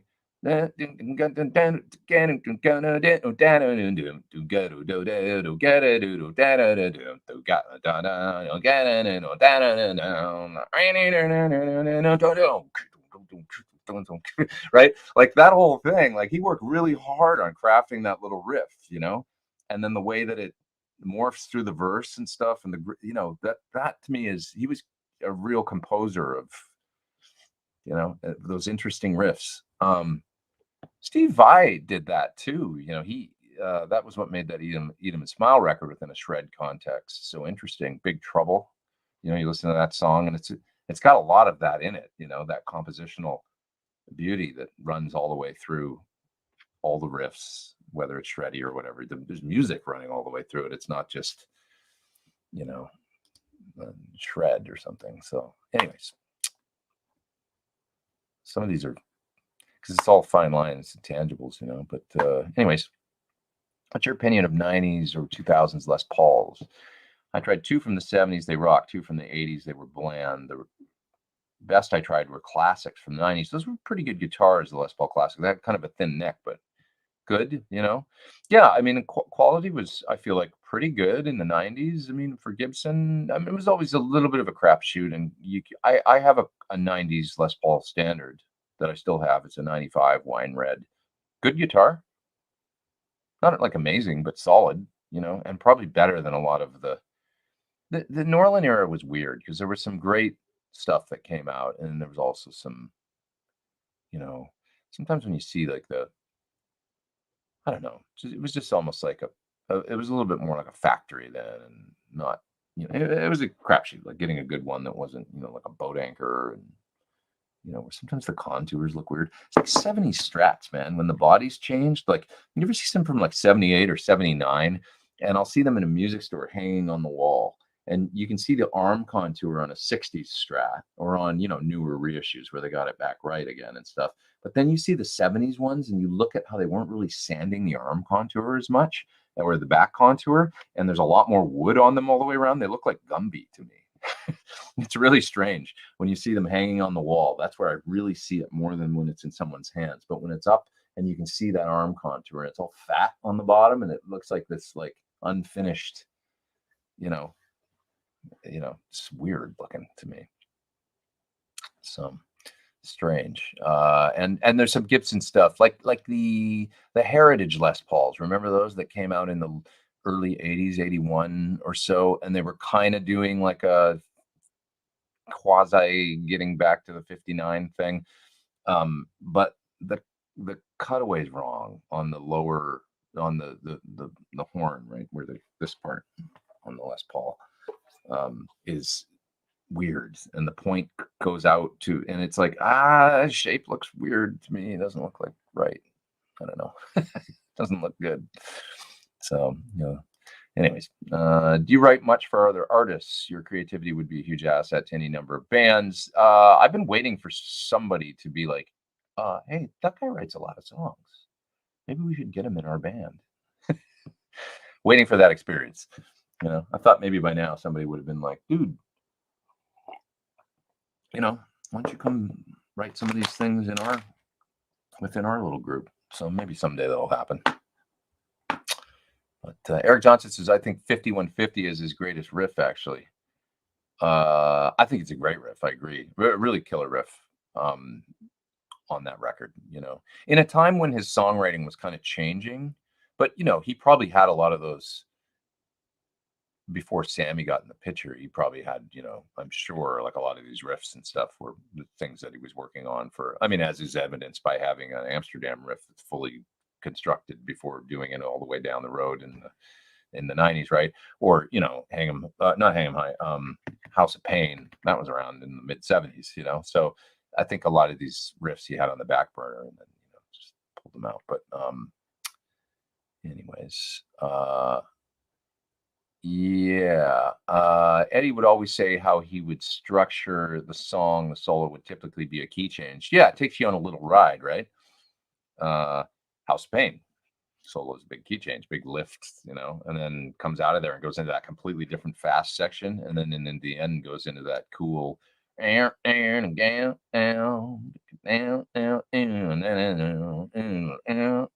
on, it's so cool, so cool. So cool. Okay. What else we got here?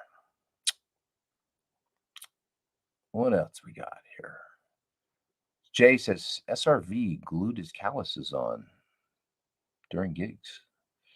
That's a change of subject. I heard that he used to use super glue too, and I've actually used super glue. Super glue works, by the way. I think, isn't there that stuff? This is a weird conversation, but that liquid skin or something, isn't there? Like you can get that too. But super glue, if you've got a cut on your finger, you can cover it in super glue and just kind of hold it together. And you sort of put a couple coats on there, and then you can even sand it down a little bit. And it is a great way to get through the day if you need to. That shit actually works. Yeah, I've had to do that. Oh, I missed a super chat, says Ben. Patrick Carroll says, how high is your strap when standing? And your shades are fire. Thanks, buddy. Yeah, once again, if you want to get something like this, I like them too. And, I'm going to be an affiliate for them because it seems like a natural fit. I paid full pop for these, but I'm going to give you guys the deal. I'll put a link in they said, what can you put a 20% off thing in your video description or whatever? I said, sure. So next week I will do that. Sorry, I lost my train of thought. I missed. Oh, right. The other question: how high is your strap when you stand? Medium. I don't do super low to look cool or whatever. I put the guitar about where it feels comfortable, which is probably about where it is when I'm sitting, maybe a little lower. And I practice standing up too. So when I'm getting ready to do things, a show or whatever, I get off my ass and I stand up and I play through the song standing. So that I always recommend doing that. Very, very important. Very, very important. Yeah. Is being in the right place at the right time a lot to do with being successful? Yes, but preparation plus, what is it? Preparation. Oh, what's that saying, you guys? Like being prepared plus being in the right place at the right time equals, success or whatever. I can't remember what the hell the saying is. It'd be nice if I could remember things, but you have to be prepared for the time when an opportunity strikes, and then you got to jump at it. It's Chris Cornell audition for me. I'm not going to tell the story again, but I had about 12 hours to prepare for that. I mean, when I found out about it, I was in town, I was in the right city, had the skills and went down and was able to go get that gig. Yeah, right place, right time, prepared. Had the gear, I had the pedal boards, I had the stuff to make the sound for Like a Stone, so I could do the, octave thing. I could sing okay, so I could learn the background vocals. You got to be ready to go down and when that opportunity strikes, because you might only get one chance.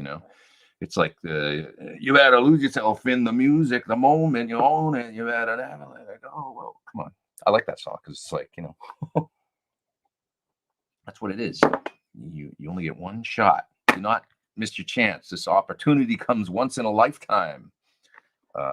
That's truly what it is. Most of the gigs that I've gotten was an opportunities where things have changed my life or like put me on a different path for a few years, touring with somebody or whatever. It comes down to right place, right time, being prepared. As with any job in any industry, I think, right?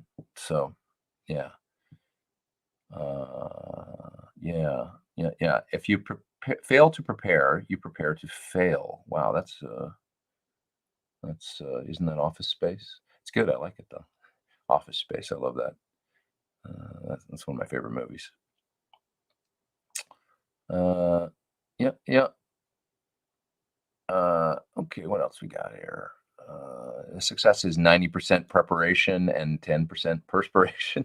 Yeah, I would say that. You want to go through it so many times that you're like, well, I'm ready to do this, even if you're scared going in, and then you go in and you start playing and hopefully just settle right in and go, I know how to do it. I know how to do this. I'm ready to go. Vika Bogo says, greetings from Croatia. What's up? We were just talking about some of your countrymen, the nice folks from Dry Bell a little bit earlier. They make great pedals. Good stuff. Super glue was developed during World War II as a way to close wounds. That's interesting, and I've heard that before. I didn't hear it was World War II. I thought it was after that, but that's That's cool. Tim, up there in the super chat, do you ever compose on keys or synths? No, I don't know how to play keyboards. I wish I did. Given your live experience, which brand would you lean towards for your studio and enjoy most on stage? Which brand would you lean towards for your studio and enjoy most on stage in concert? Sorry, I don't understand the question. Do you mean like brand of guitars or amplifiers or stuff like that? Obviously, it's Suhr for me because I use their amps and guitars, if that's what you mean. But I'm not sure that that's the question. If I'm wrong, just ask again down there in the chat. I might just be misinterpreting. But yeah, they're my guitars and amps that are my go-to for many years now. Thank you for the super chat. I do appreciate it. What was your key for getting into guys like Landau, Carlton? Maybe I'm just too much of a rocker. I can't seem to get them. Listen to, you know what album I love by Mike? Let's see. It's the Star Spangled, what's his album? Name Star Spangled Banner or whatever. Yeah, it's just called the Star Spangled Banner. So that album came out in the early 2000s, and listen to that record, man. I mean, it's so cool, and it's a great sounding record. But for me, that was a great kind of like, because I always used to say, oh, you really have to see Mike live to get it, which I still sort of believe because he's so outstanding live. But I feel the same way about Jeff Beck. I enjoy him in concert the most, you know. It's mind-blowing, like a guitar church, and Mike's like that too. It's like going to guitar church, and I feel like a recording doesn't quite translate that. But having said that, Star Spangled Banner is a great, you know, that's a terrific, at least Mike. So check that out. But it's a tough if you're in the room with him, you feel like it's really transcendent, you know, like he's like, holy shit, like I've never seen anybody communicate on a guitar like that. Michael Hedges, I mean, I remember going to see him at Initiation Week or whatever, Orientation Week at MI. Michael Hedges came and played. And that was another one. I felt the same way watching him. It was like, I'd never seen anything like that. You know, now there's a lot of guitar players that do the kind of slapping and smacking the guitar thing and stuff like that. But Michael, this was in 1990, you know, and I had Aerial Boundaries, and I thought it was an amazing record and stuff. And I'd seen videos, I guess, but I'd never, you know, the fact that he was there standing in front of me and I was watching him make this music on the guitar, just that blew my mind. But I feel the same way when you see Mike. It's just something about being there in the room that takes it to another level. But yeah, compositionally, he's another guy. He writes these great tunes, you know. Star Spangled Banner's got great songs on it. So I really like that record. Give it a listen and see if you get it. You know, just put it on in the car and stuff. And, yeah. Okay, what else we got here? Have you tried the Spark Positive Grid amp? I have not, honestly. I have not. Yeah. I tried their plugins, did a little video for them probably 4 or 5 years ago now when Celestion came out with IRs for them. I think it was a video I did in kind of in combination with, you know, Positive Grid and Celestion. But yeah, the amps, not so much. Yeah. Okay. What's your opinion of right-on straps? I don't know those. Sorry. Canadian. Random thought. Steve Vai, Jack Butler had the perfect amount of reverb ambience in Crossroads. Thanks for the super chat. Yeah, that had a big impact on me, you know, that movie and watching that, and we all had to learn it. I guess it's like, is that Pachelbel's canon or no? Or no? I don't know. Whatever that little piece in the middle was, and then the arpeggios, you know, and the whole composition and everything. It was so cool. But anyways,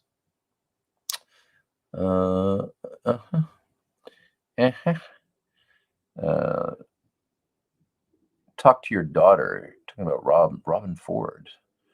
That was a cool album. I agree.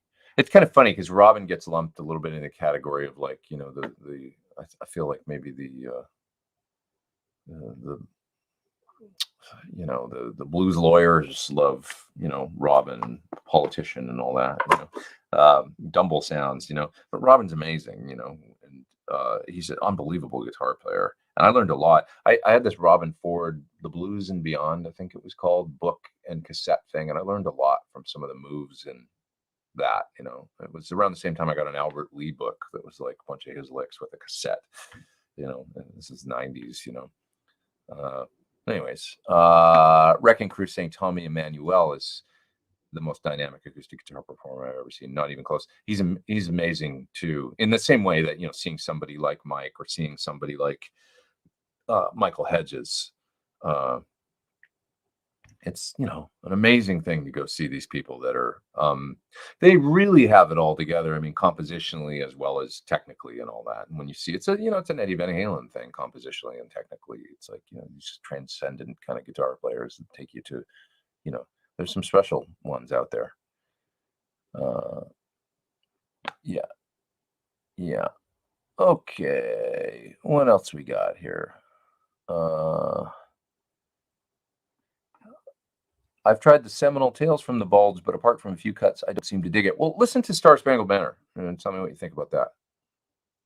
Come back and see me next week. Let me know what you think. I like that one a lot. I think some folks got into Mike in the 90s, and then like that becomes their jam, like that era of Mike or something, or when he was doing Raging Honkies and all that, and then like but for me, actually hearing that record, which is I think from 2001 or 2 or 3, that's really incredible. When did Tales from the Bulge come out? I don't even know. Have you found any Dumble in a Box pedals that are worth it, or is it another pedal fad? Aren't the amps all completely unique from one another? Yeah, they are, but some, like with anything, like with Marshalls in a Box, you can get there in the vibe. The Zen Drive is great. If you listen to my solo off of 10th Street on Guitar Nerd, that was a Zen Drive into my old basement. So that's about as Dumble in a pedal into a Fender as you can get. Sort of like that would be the Robin Ford formula.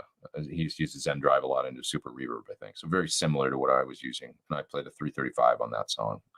And listen to that tone. And if you like that, that's what you'd probably get out of a good old classic Zen Drive, which was, I think, the first sort of Dumble-y pedal in a box. The Dumbleoid was pretty cool. I've still got one of those. That's a nice pedal. The Cornerstone Gladios, the single channel one, really like that pedal. That's a great sounding pedal. So give that a try.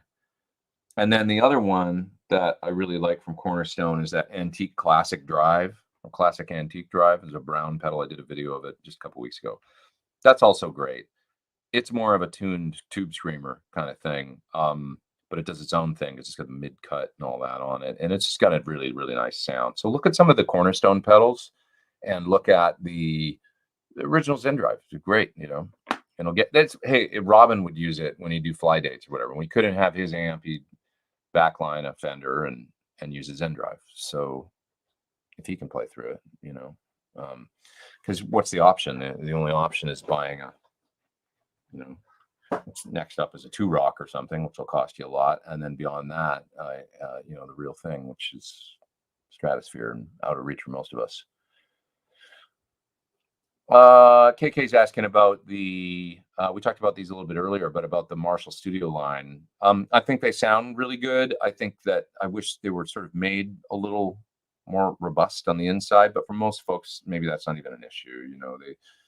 The tones are there. They do sound really quite good for what they are. I think they're great, actually. For a little baby Marshall to get you in the plexi zone that's under $1,500 and stuff, they're pretty cool. So pretty neat. If you were to ask me what do I think about the 1987X, I would say just get an SL6087, because now you're in the price point of that amp. And why not get a, I think they're better made and stuff like that. But there's kind of nothing else going on in the 20-watt plexi thing other than the SV20, or the whatever the the 800 version of it is. So they're pretty good for that, and they'd be nice platform to mod too. I think. Talking about guitar and music really helps me every Sunday, says Amar. Thank you, man. It helps me a lot too. I look forward to it every week. I appreciate it. Godspeed to you as well, my friend. Thank you for being here. I every week, honestly, I really look forward to being here.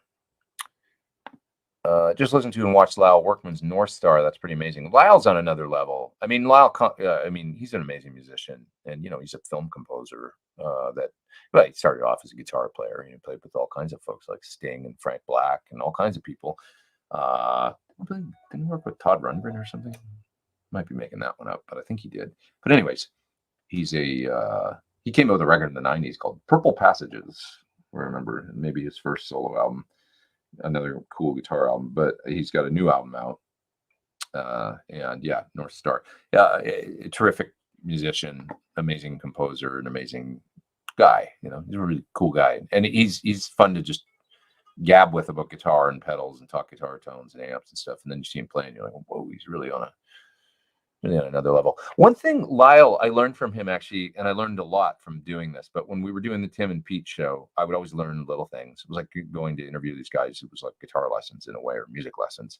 And one thing he said that always stuck with me was, in the studio, make sure you're not like trying to get as you're doing a take, getting into that zen, like where you're inside the take and you're not like, oh, do it again.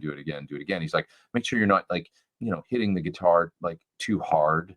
And I remember him saying that. I don't know why that resonated with me, but I thought, yeah, sometimes I do that. Like I attack the guitar too hard for the part.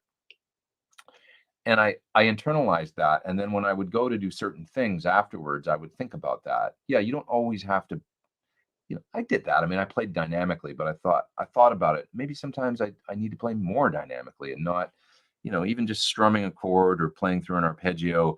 Try and don't murder the strings, a little bit like playing golf.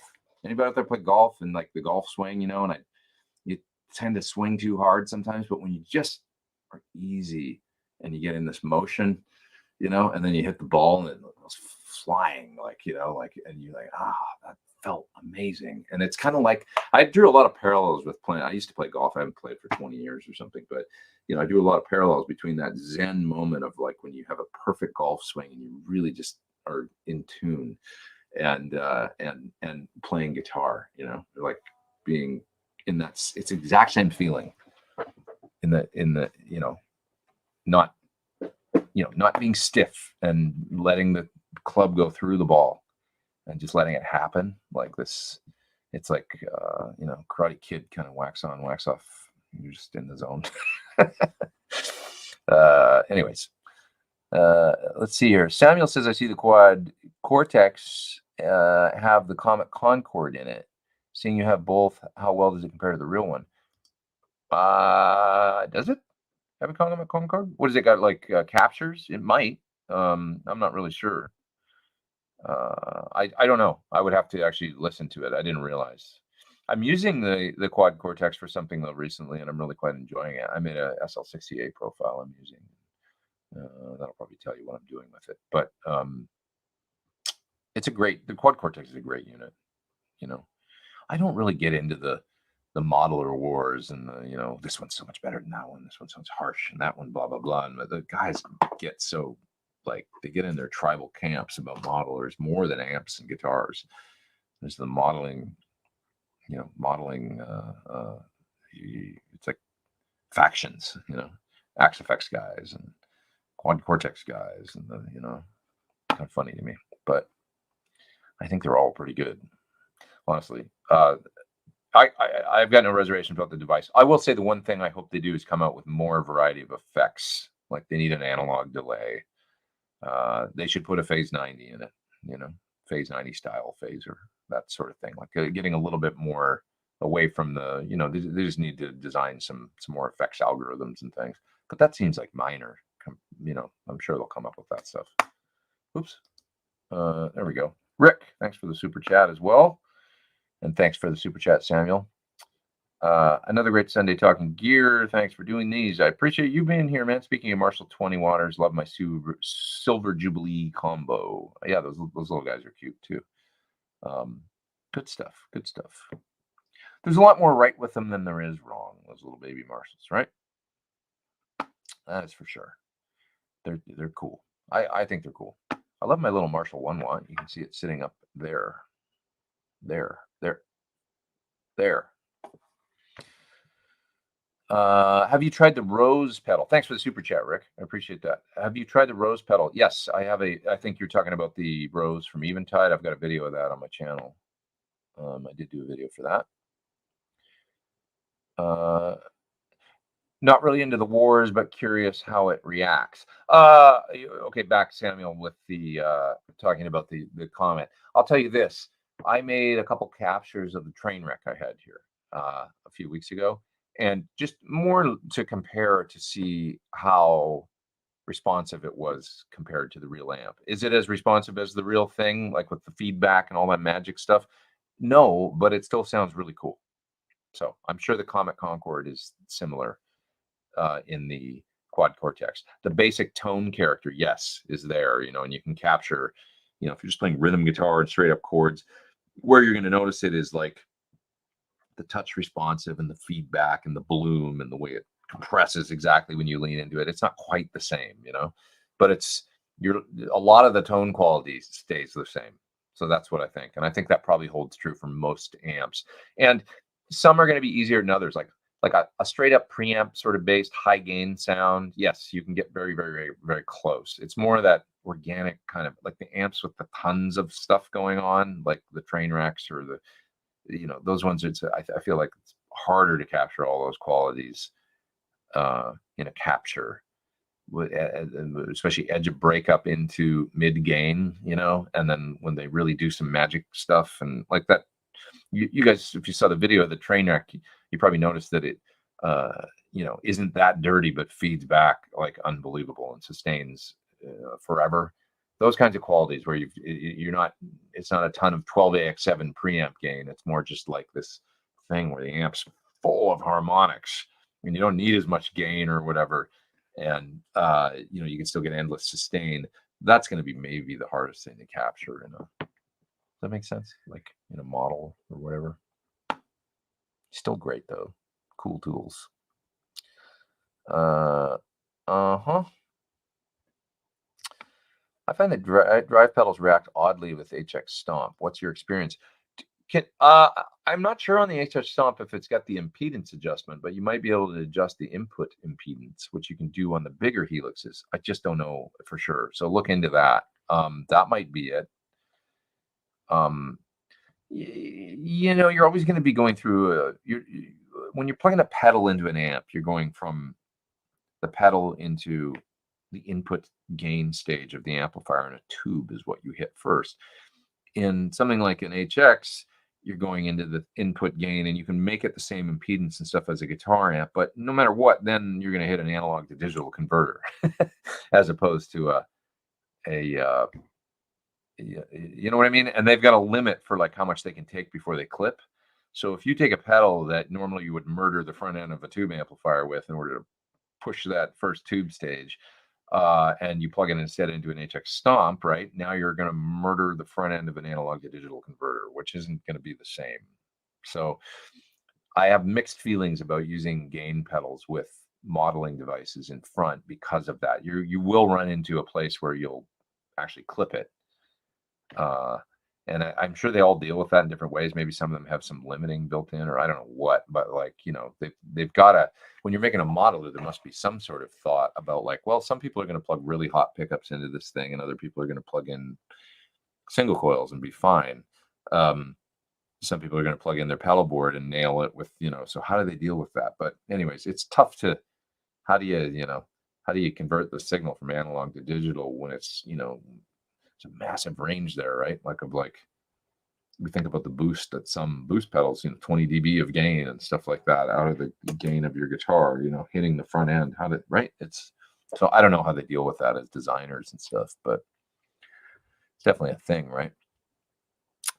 Jeff says the Ombre has all that harmonic stuff going on. It really does. The Ombre is a great amp for this harmonic kind of, without being too dirty. You just turn it up and it blooms and sounds. This is really great that way too. It's a simple circuit and pretty neat, Zed says, you mentioned a few weeks ago that your VG Strat is not working. There's a set of VG Strat electronics for sale on Reverb. Yeah, I'm sure it's probably just something simple that I could get fixed. I haven't really delved into what's going on with it, but it could be as simple as just like a connection between the battery and something got corroded or something. I don't know. I'm sure it's not a big deal. I mean, the guitar's never left the studio, so yeah.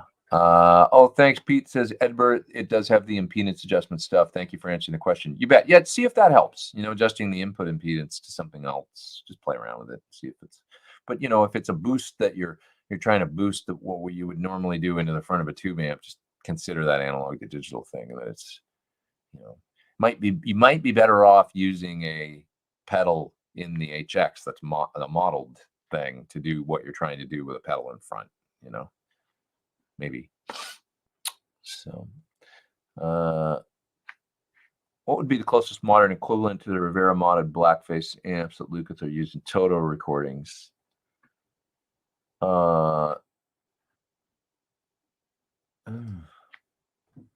Probably Rivera's. I mean, didn't Steve go to Paul? Probably a knucklehead or something, right? Maybe. I mean, that was like his signature amp, or right? I mean, I'm not really clear on when Steve was using Rivera modded Fenders and when it was maybe a Marshall, but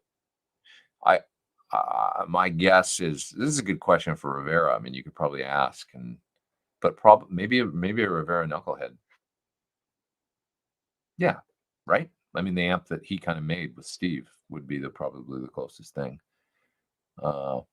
Makes sense, I think. So you could probably find one of those used if you look. So if you can't get the Trainwreck, the Ombre is the best choice. Well, no, not necessarily. The Ombre is a different sound. It's a mid-rangey kind of proto-Marshall kind of thing, whereas the Trainwreck that I had here is much more. The Trainwreck's a completely unique amp. It's a Fender-style front end, but with a Vox EQ, and then a Marshall-style sort of power section, I think. I mean, it's got EL84 power section, but with negative feedback, so it's not like an AC30 in the power section. So you've got this hybrid of like a bunch of different stuff, and you can kind of think of it as being relatively original, So Fender style preamp with a Vox kind of tone stack with a EL84 power amp that has negative feedback and a presence circuit. The Ombre is more like a Marshall style front end, I think, with a cathode follower, I think, and a long tail phase inverter, and then going into 6v6s. So it's a little bit more like a proto Marshall almost, but a really raw, pure circuit. It's just different circuits, different. I mean, to me, a Plexi is a pretty Comets to me. And maybe the Trainwrecks, they have a sort of more refined quality to them than Marshalls, which sound a little more rough around the edges, like a Plexi or whatever. My 50 watt right there. Like if I play my Concorde next to my Concorde compared to that Marshall, both around 50 watts, both about as dirty as one another, I would say. But the Concorde sounds sort of a little more refined and richer through the mids, and the Marshall's a little bit more like rough and tumble, a little bit like a little rattier, which might be just the thing you want, so just a little bit of a different thing. And then the Trainwreck was it had an EL84 character to it for sure. And chime. The thing that's amazing about that Trainwreck is there's a lot of top end, almost like a hi-fi like fidelity to the top end, but it never sounded harsh. Sound great to me. So yeah. John, called me a sexy beast. And thoughts on the Fuchs. I don't know. I wish I could tell you. I owe you $5 now. I don't know anything about those amps, to be honest. I think I've played one in my life. I haven't seen a lot of them in LA. I just haven't come across them. So it's one of those things I don't know about. Yeah. When I have $1,000 at my disposal, I'm buying the Ombre. Patience is a virtue. It's a great little amp. You'll have fun with it. When you get one, if you get one, just plug it in with a Les Paul with no effects and turn it up and enjoy. That's the first thing I did, and I ended up playing for like 45 minutes, just riffing around, doing Billy Gibbons kind of stuff and having fun, you know. Good times. What else we got here? What else have we got here? You guys would like to get you a demo. Travis says a demo. What are you guys talking about? Apache amplifier? No, they made it. Trey made it on Pete. I don't know what you guys are talking about. What are you guys talking about?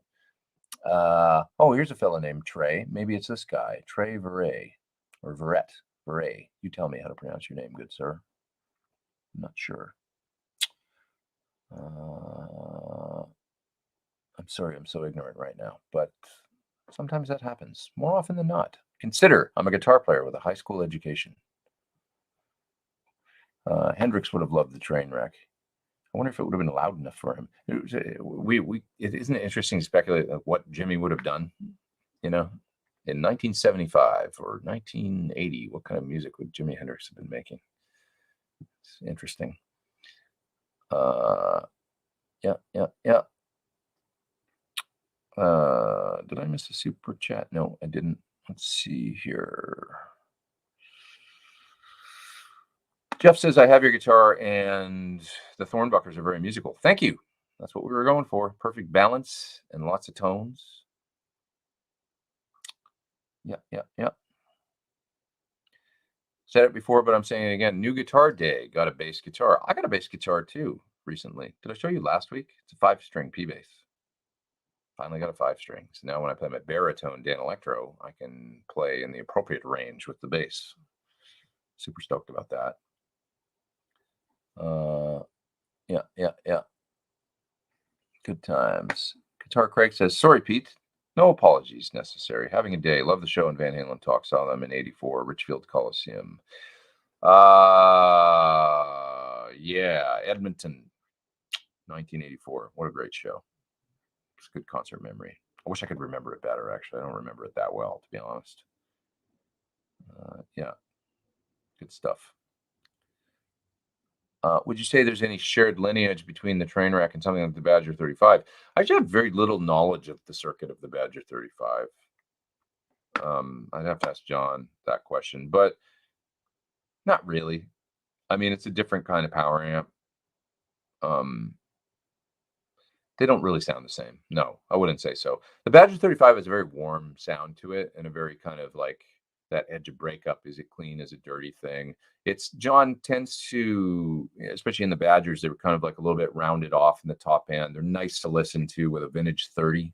He made them kind of to go with V30s, and they have a very kind of friendly tone to them. The train wreck is much more like this hi-fi kind of top end. I don't know how to describe it other than, well, you can hear it in the video. Actually, you could just watch the video I did for the Badger 35 and then watch the video I did for the train wreck, and you'd hear the difference. I think it's all there in the trying to describe sound sometimes, right? Trying to talk about tone is like, I don't know, it's difficult. What do you like about Fender Princetons? I must not understand them. So squishy. I love them when they're not too dirty. So I like them as just a Fendery sounding amp when they're on 3 or 4 that you can then play with some pedals and get great sounds. What do I like about Fender Princeton's? Robbie Blunt on, the early solo work of Robert Plant. That's, I think, Big Log, isn't that Princeton's? With a chorus. 2 Princetons, I think, was his rig. Those tones. It's just a beautiful Fendery tone. Not too loud. Yes, they will fart out, you know, when you turn them up. Same as the deluxe reverb. I'm not really crazy about them when they're cranked.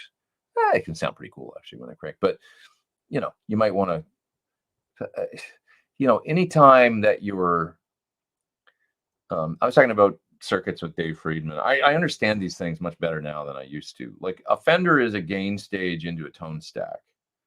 So you've got this gain stage and then going into an EQ, right? Whereas with a Marshall, you've got a gain stage going into the a gain stage cathode follower or whatever, and then into an EQ. And that first gain stage in a Marshall has a certain amount of low end lopped off on it, and then going into the cathode follower, the circuit is buffered. That's like a buffer, the cathode follower, and then going into the EQ, it's not as you lose a lot going into a Fender EQ. So like gain stage straight into an EQ and not a buffered cathode follower stage, right? That's why Fenders sound cleaner. You know, if we consider like the 60s style Fender circuits or whatever, they sound cleaner because that EQ is very lossy and you lose a lot there and it gets very clean. But also that first gain stage, you don't have that amount of the low end getting shelved out and stuff going in there. And that's why when you turn it up, it's a fuller response and tends to fart out. You know, Friedman described it the other day as like trying to walk through water, right? If you're like trying to, you're trying to get through the water, you're trying to get through, and it's kind of, that's what happens with, you know, like, whereas, you know, when you lean out that first gain stage and stuff, it's all this matter of like shelving bass and stuff out of the gain stages. And then also the buffered nature of like a Marshall style gain stage and then the cathode follower and then hitting the EQ is that because it's buffered, it's not as lossy when you go into the EQ on a Marshall. You don't lose as much gain and stuff. So that's why Marshalls are gainier and also punchier and tighter because they've had more of that low end filtered out and the signal sort of buffered going into then like the phase inverter. And so it's just kind of interesting. So long story short, to me, it's like Fenders are more, there's a fine line between how loud you can turn them up if you don't like that squish. That's all it is. And a Princeton is not a high power amp. So it's like you can only get it up so high before you're going to hit that point where it's doing that squish collapse. Some might describe as shitty, you know, thing that they can do, you know. But at the lower end, they sound nice and full before you're getting too distorted and trying to ram all that signal through and have them walk through the water, right? You know, so it's just a different thing, you know. I mean, this is why some people played Twins, I guess, you know, because it was loud and clean. You could get in up to the volume with the headroom you wanted before they'd do that. So just curious what you have in the studio since the last tour. Nothing's changed. Well, things change all the time, but I've sort of refined my back end setup with the amp switcher hitting the output one of my switcher as far as cabs or loads. You know, output one goes to the reactive load, output two goes to the aux, and output three goes to the Friat power station out to a cabinet in the other room that's mic'd now with a 57 and an Audio-Technica 4050. So I've got the two load boxes and then a cab mic'd out there, and all that is very fast and easy for me to get to and pick what I want to do. These three amps that are sitting right here, because I've just got too many amps for the switcher, so because you can only do 8. So these three all share output 6, or yeah, like when I pick amp 6 on my switcher, I need to physically take this cable and go from the top hat to the divided by to the PT100, and then flip the speaker cable in the back too, and then I can use one of these 3 amps. But all these other ones, from the SL68 to this Synergy rig to this 50-watt Marshall, the Germino, the Soldano, the Comet here would exist in that 6 to these 4 heads that basically have to manually flip the speaker cable and the input. And then I've got the PT15 here as 7. Oops, I don't know that. That's where the speaker cable is. PT15 is 7, and then the little Princeton in the corner there is my combo in here that I can hit if I want to with output 8. So that's the way I've got it kind of set up now, and it's stayed that way for quite a while. So, but basically what you're seeing is I've got a mixture here of a lot of Marshall kind of stuff, and also I can get to Fendery tones either via, say, the Synergy or via channel 1 of the PT 100 or channel 1 of the PT 15 or the Fender combo over there in the corner, the little Princeton. We were just talking about Princetons. And then my Voxy amps are these two.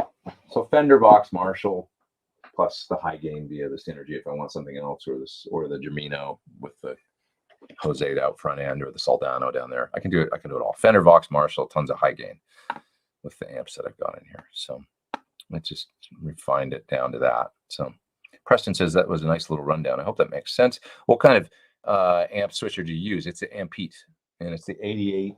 What does he call it? The 88S studio model. And I've got the remote here on my desk, the 88R, to flip cabs and loads on amps.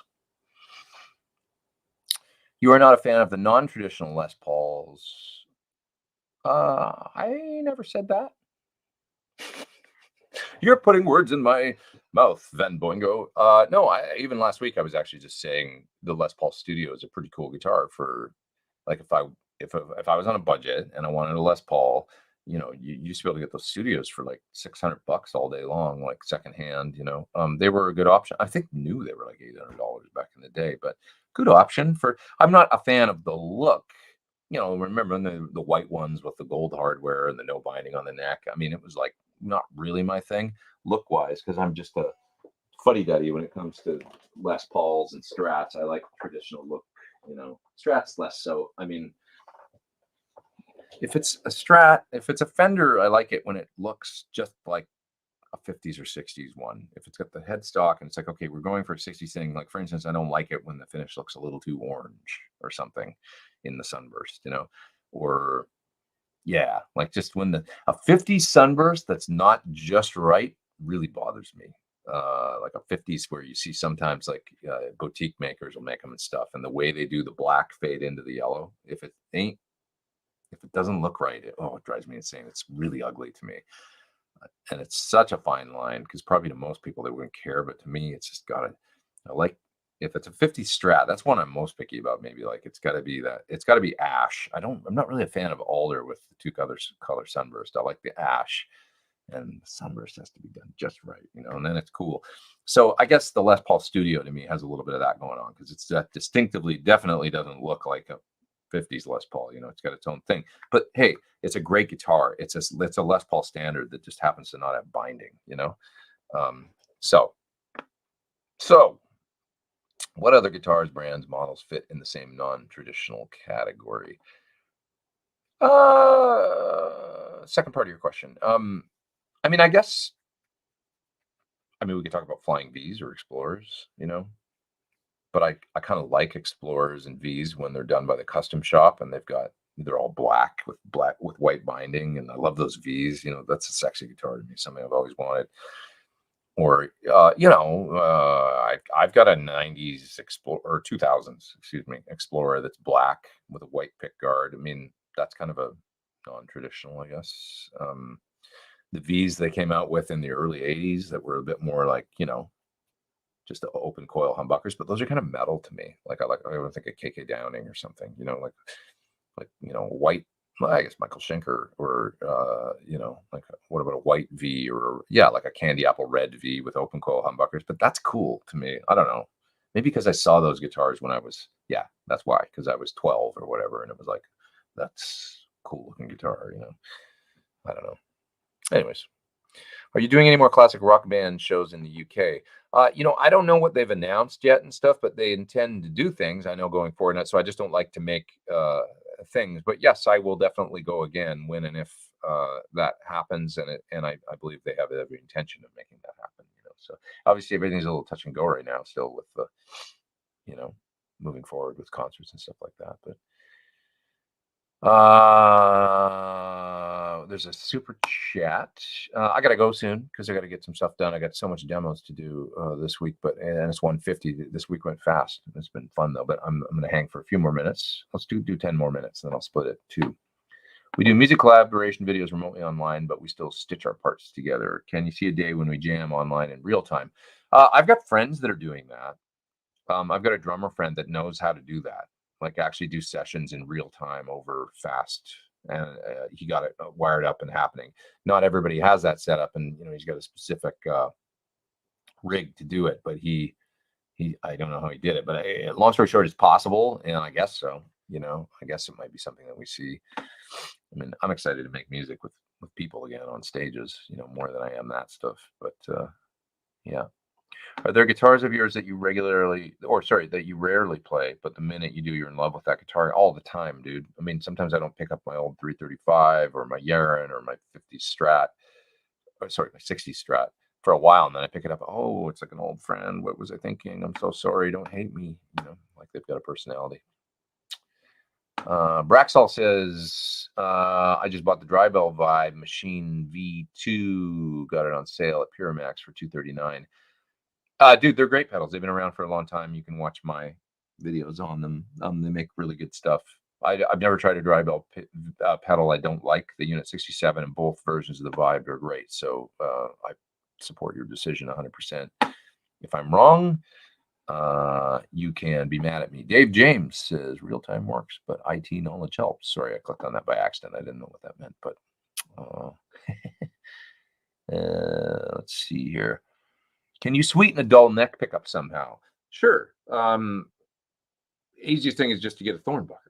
But if you don't do that, barring that, removing the tone control will actually brighten it, or going to a 1 meg tone control. Adding a treble bypass, or a treble bleed, circuit, which I did on a Les Paul. I used to have a Les Paul where I had a treble bleed just on the neck pickup. And then I could roll down it was when I was playing, like, I think my divided by 13 FTR 37 as my only amp, and I didn't do channel switching and stuff. And I thought I need to get to a clean sound that cleans up really nice. And then I want to hit a dirty rhythm sound in the bridge. So on my black Les Paul, I put a treble bleed cap, and I could roll down the volume on the neck pickup to like 2 or 3 and switch to the neck and have a nice sparkly clean sound, and then hit the bridge pickup and then be dirty. And it was great, actually. It was a really nice way to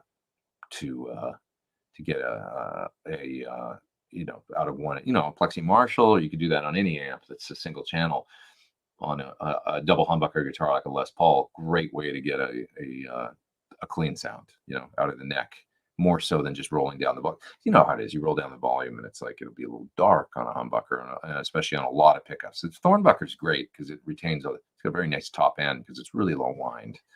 It's a 7.3 or something. It's like a T-top, sort of strength. But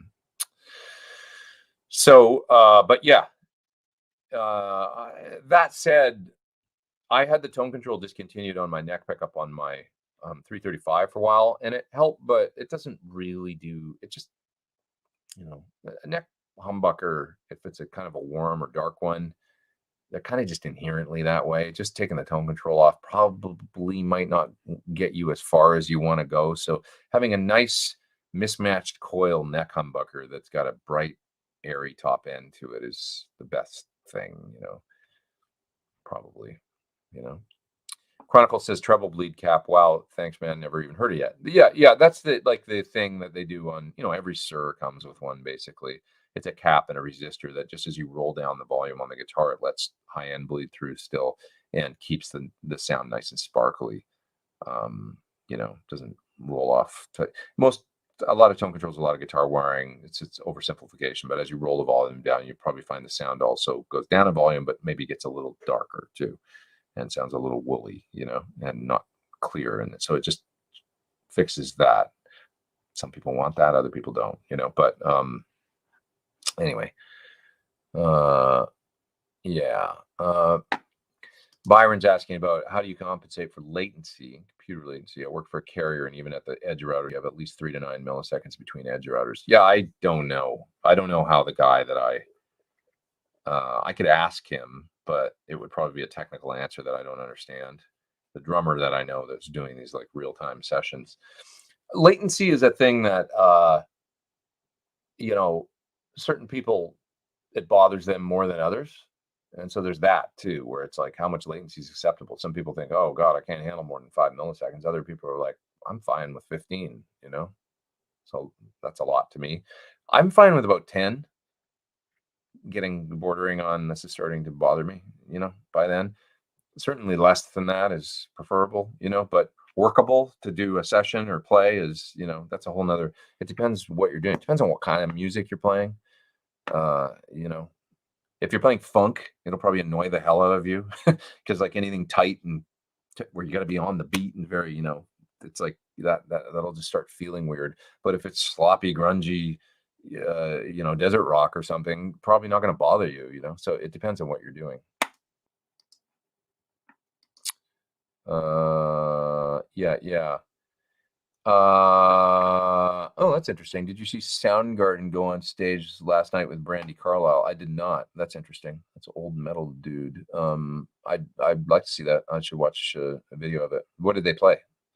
I'd love to see that. I would like to see it. I'll check it out on the interwebs later. What makes a good set of PAS have almost that Telecaster like middle? A good PAF, the thing about it to me is that they're not that hot. If they're open sounding, and that can be for many different reasons. I mean, the Telecaster, like, so the set, say a Thornbucker set, or say the set in my Gil Yarans, an Alnico 5 neck and an Alnico 4 bridge.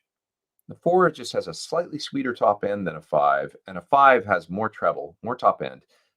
It also can have more bass, and the hotter you wind them, you'll find that increases, but if you wind them real low and if you mismatch the coils a little bit, that tends to open up the pickup a little bit and sound a little more like a single coil, because one coil is a little hotter than the other one. So all of a sudden you get this frequency kind of like it almost creates like a notch, but it sounds just a little bit more single coily for whatever reason. And then if you don't wind an Alnico 5 magnet, if you don't wind the pickup up too hot and you have a mismatched coil, if it's a 7K kind of thing, that's why T-tops and stuff like that, and maybe patent number pickups and some PAFs, depending, have a sort of real open character to them. In a cool way, where they're my point is they're not really that much hotter than a single coil, than and some Tele bridge pickups might be hotter. They sense a narrower part of the strings because it's a single pole piece row, right? But you kind of get there when you offset the coils just a little bit, and then you also have kind of a low wind. It doesn't. You're getting towards that Telecaster thing, is what I'm saying, around a pickup around the same strength. Does that make sense? Like, offset the coils. Now one's a little hotter than the other one, and then around 8K, 7.8, 7.6K. Oh, wow. Some Tele pickups are around 7 point whatever. So that's why I think, but if you've got a balanced coil pickup, let's say it's balanced coils and it's 8.9K or something, and both coils are, now you got two medium out, whatever, like not even hot, but both those coils sensing the string, you're now seeing a wider portion of the strings. It tends to have a more flat sound, less single coil kind of point, and sort of a more flat, smooth sound. And now you do that on both pickups and you combine them, and now you're sensing this big part of the string, and it's got this flatter, smoother sort of sound than the more narrow sort of single. I don't know. Does that make sense? That's my layman understanding of it, but yeah. Random guy in the comments says a lot of pickups I've tried don't quite do that. I think you'll find the Thornbuckers do it really, really pretty cool.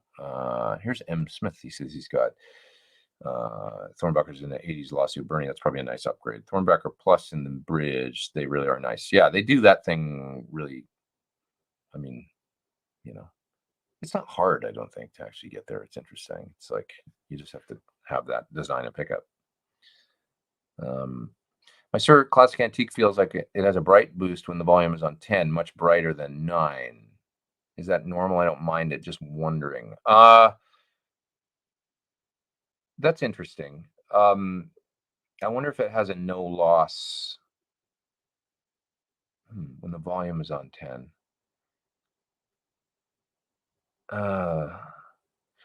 You know what? It's a question to best ask them. They have this thing called a zero loss tone control, that when the tone is on 10, I don't know what models they do that on, or other ones they don't, but when the tone's on 10, it's totally out of the circuit. which is kind of neat because it means you get a bit more coming out of the pickup. Like it's a little like if you ever had to try to Suhr with a blower switch on it, that's like a switch you can get where it'll just take the bridge pickup straight through to the output jack with no volume, nothing in between, no tone control. It gets louder and bigger, and it's like you're hearing the sound of what the electronics actually take away, like the volume pot and the tone pot actually take away, because they're a little bit lossy, when you have a tone pot and a volume pot.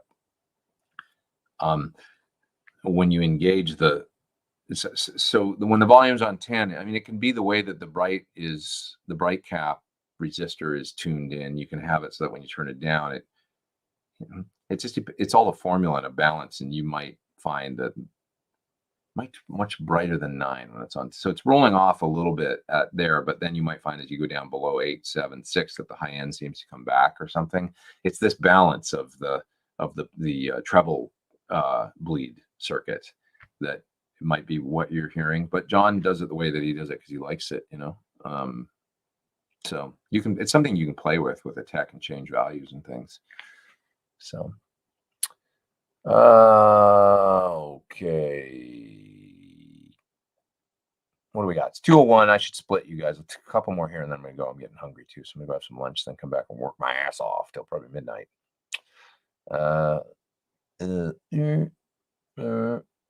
Can Thornbucker split the coils? Yes, you can. I split the neck pickup on my Thornbucker in my signature guitar. It's quite a low wind at that point, and it's like a really low output, but it does sound good. The split neck pickup.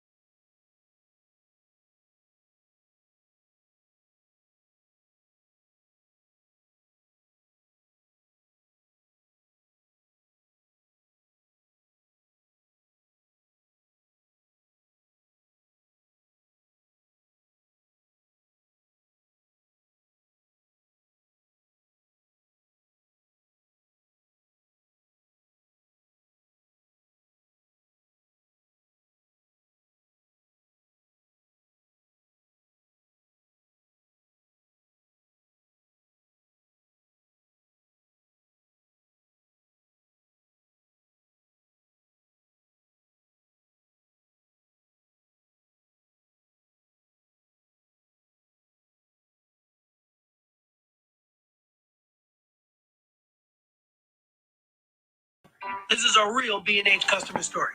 Jack and Barbara. I think I'm back. Shut up, YouTube. Jeez. Wow, there's still 300 of you here. I can say goodbye properly now. I think you can see me, right? Like it's back and working and whatever. And thanks, Spectrum. Anyways, all right, let's stop for this week. But everybody have a terrific week. What's going to happen this week? I'm gonna do videos for a really cool new pedal, as well as a thing I can't say too much, or I'm going to give it away. So it's 2 new things that are coming out this week. Tuesday, Thursday, I think I'll have videos, and then I'll be back here on Sunday in this chair with all of you. I appreciate you all. Thank you very much for always being here. Thanks, Ben Coombs. And Ben says just out the last few minutes. Yeah, exactly. Okay, everybody, take care. Have a terrific week. I'm going to go eat lunch. Over and out.